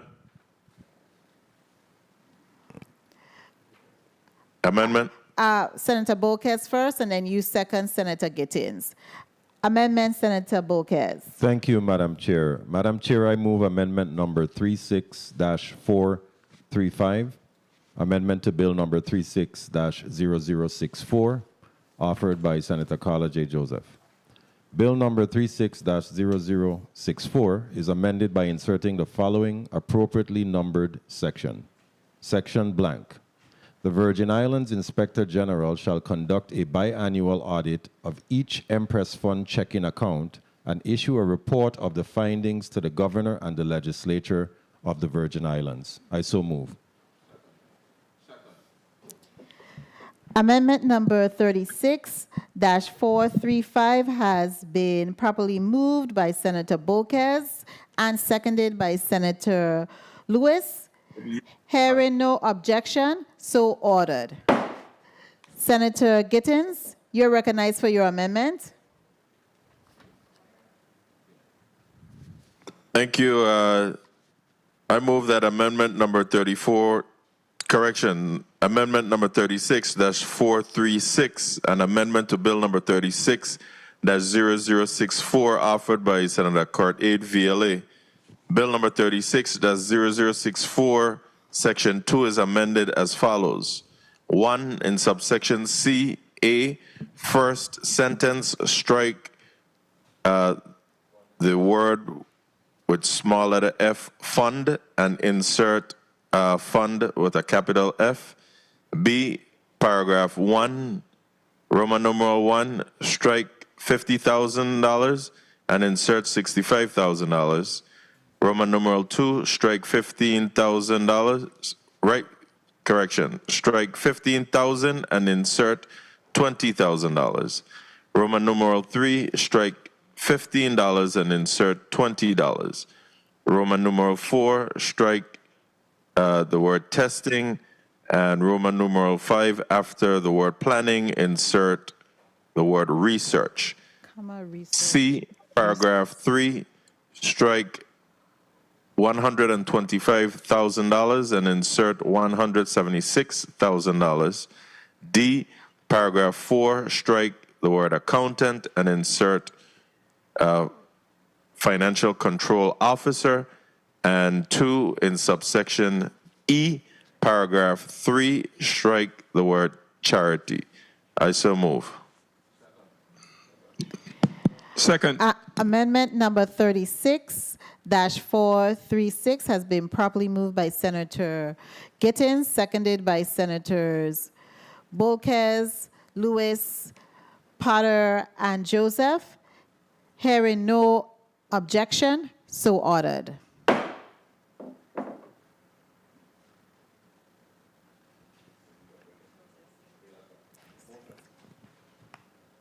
Joseph Sr., seconded by Joseph Sr. Motion? Go ahead. Thank you, Madam Chair. Madam Chair, I move Bill number 36-0064, an act amending Title 33 Virgin Islands Code, Chapter 111, Section 3100I, aligning the disbursement and spending limitations of funds allotted to public schools from the Education Initiative Fund with the realities of academic planning, ensuring that funds are used to maximize student success as amended, be favorably voted upon in this committee and reported out to the full body for further action and consideration. I so move. Second.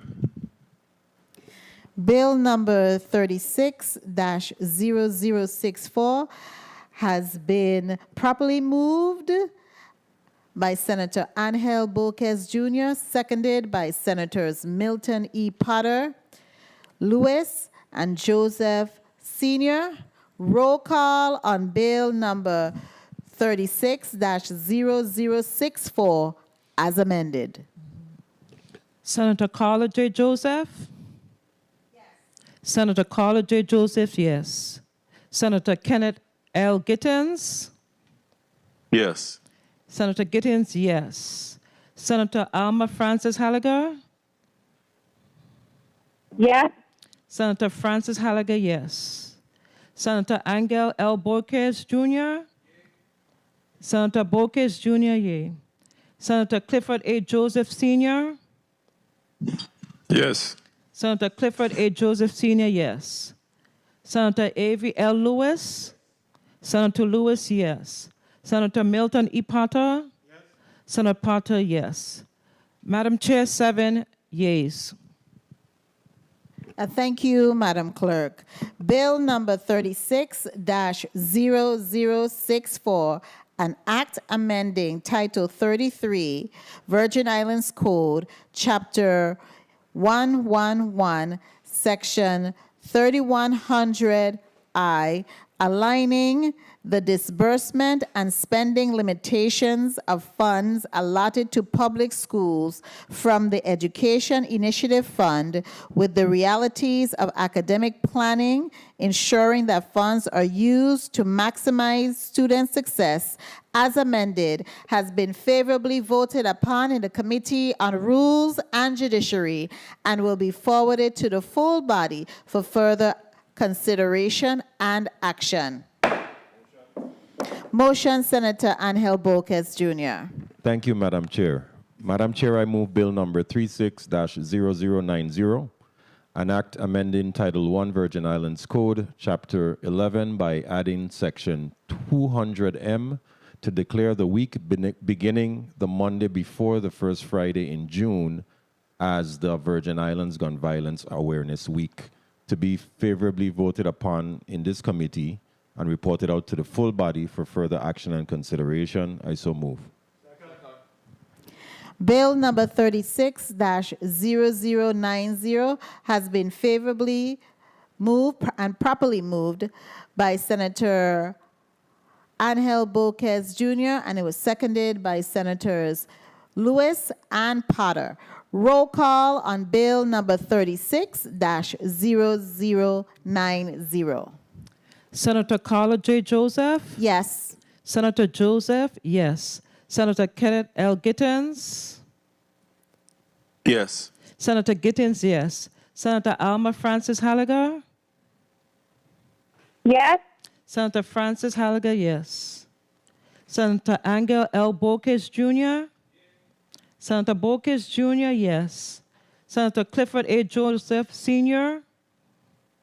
Yes. Senator Clifford A. Joseph Sr., yes. Senator Avery L. Lewis? Senator Lewis, yes.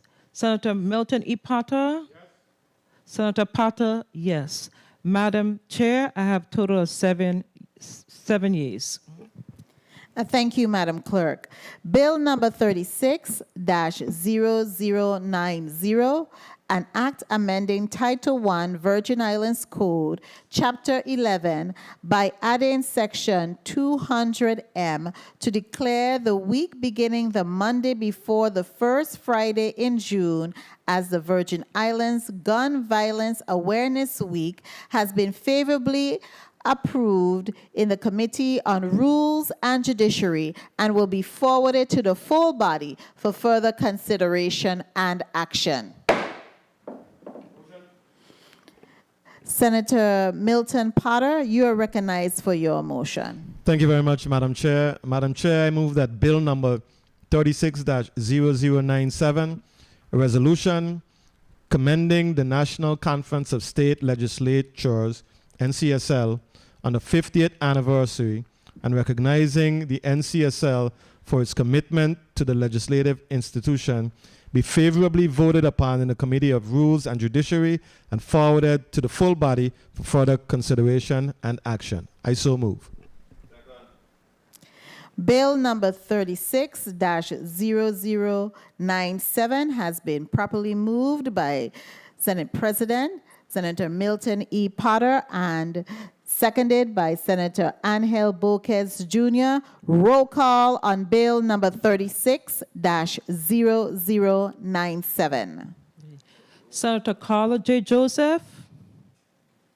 Yes. Senator Carla J. Joseph, yes. Senator Kenneth L. Gittens? Yes. Senator Gittens, yes. Senator Alma Francis Halliger? Yes.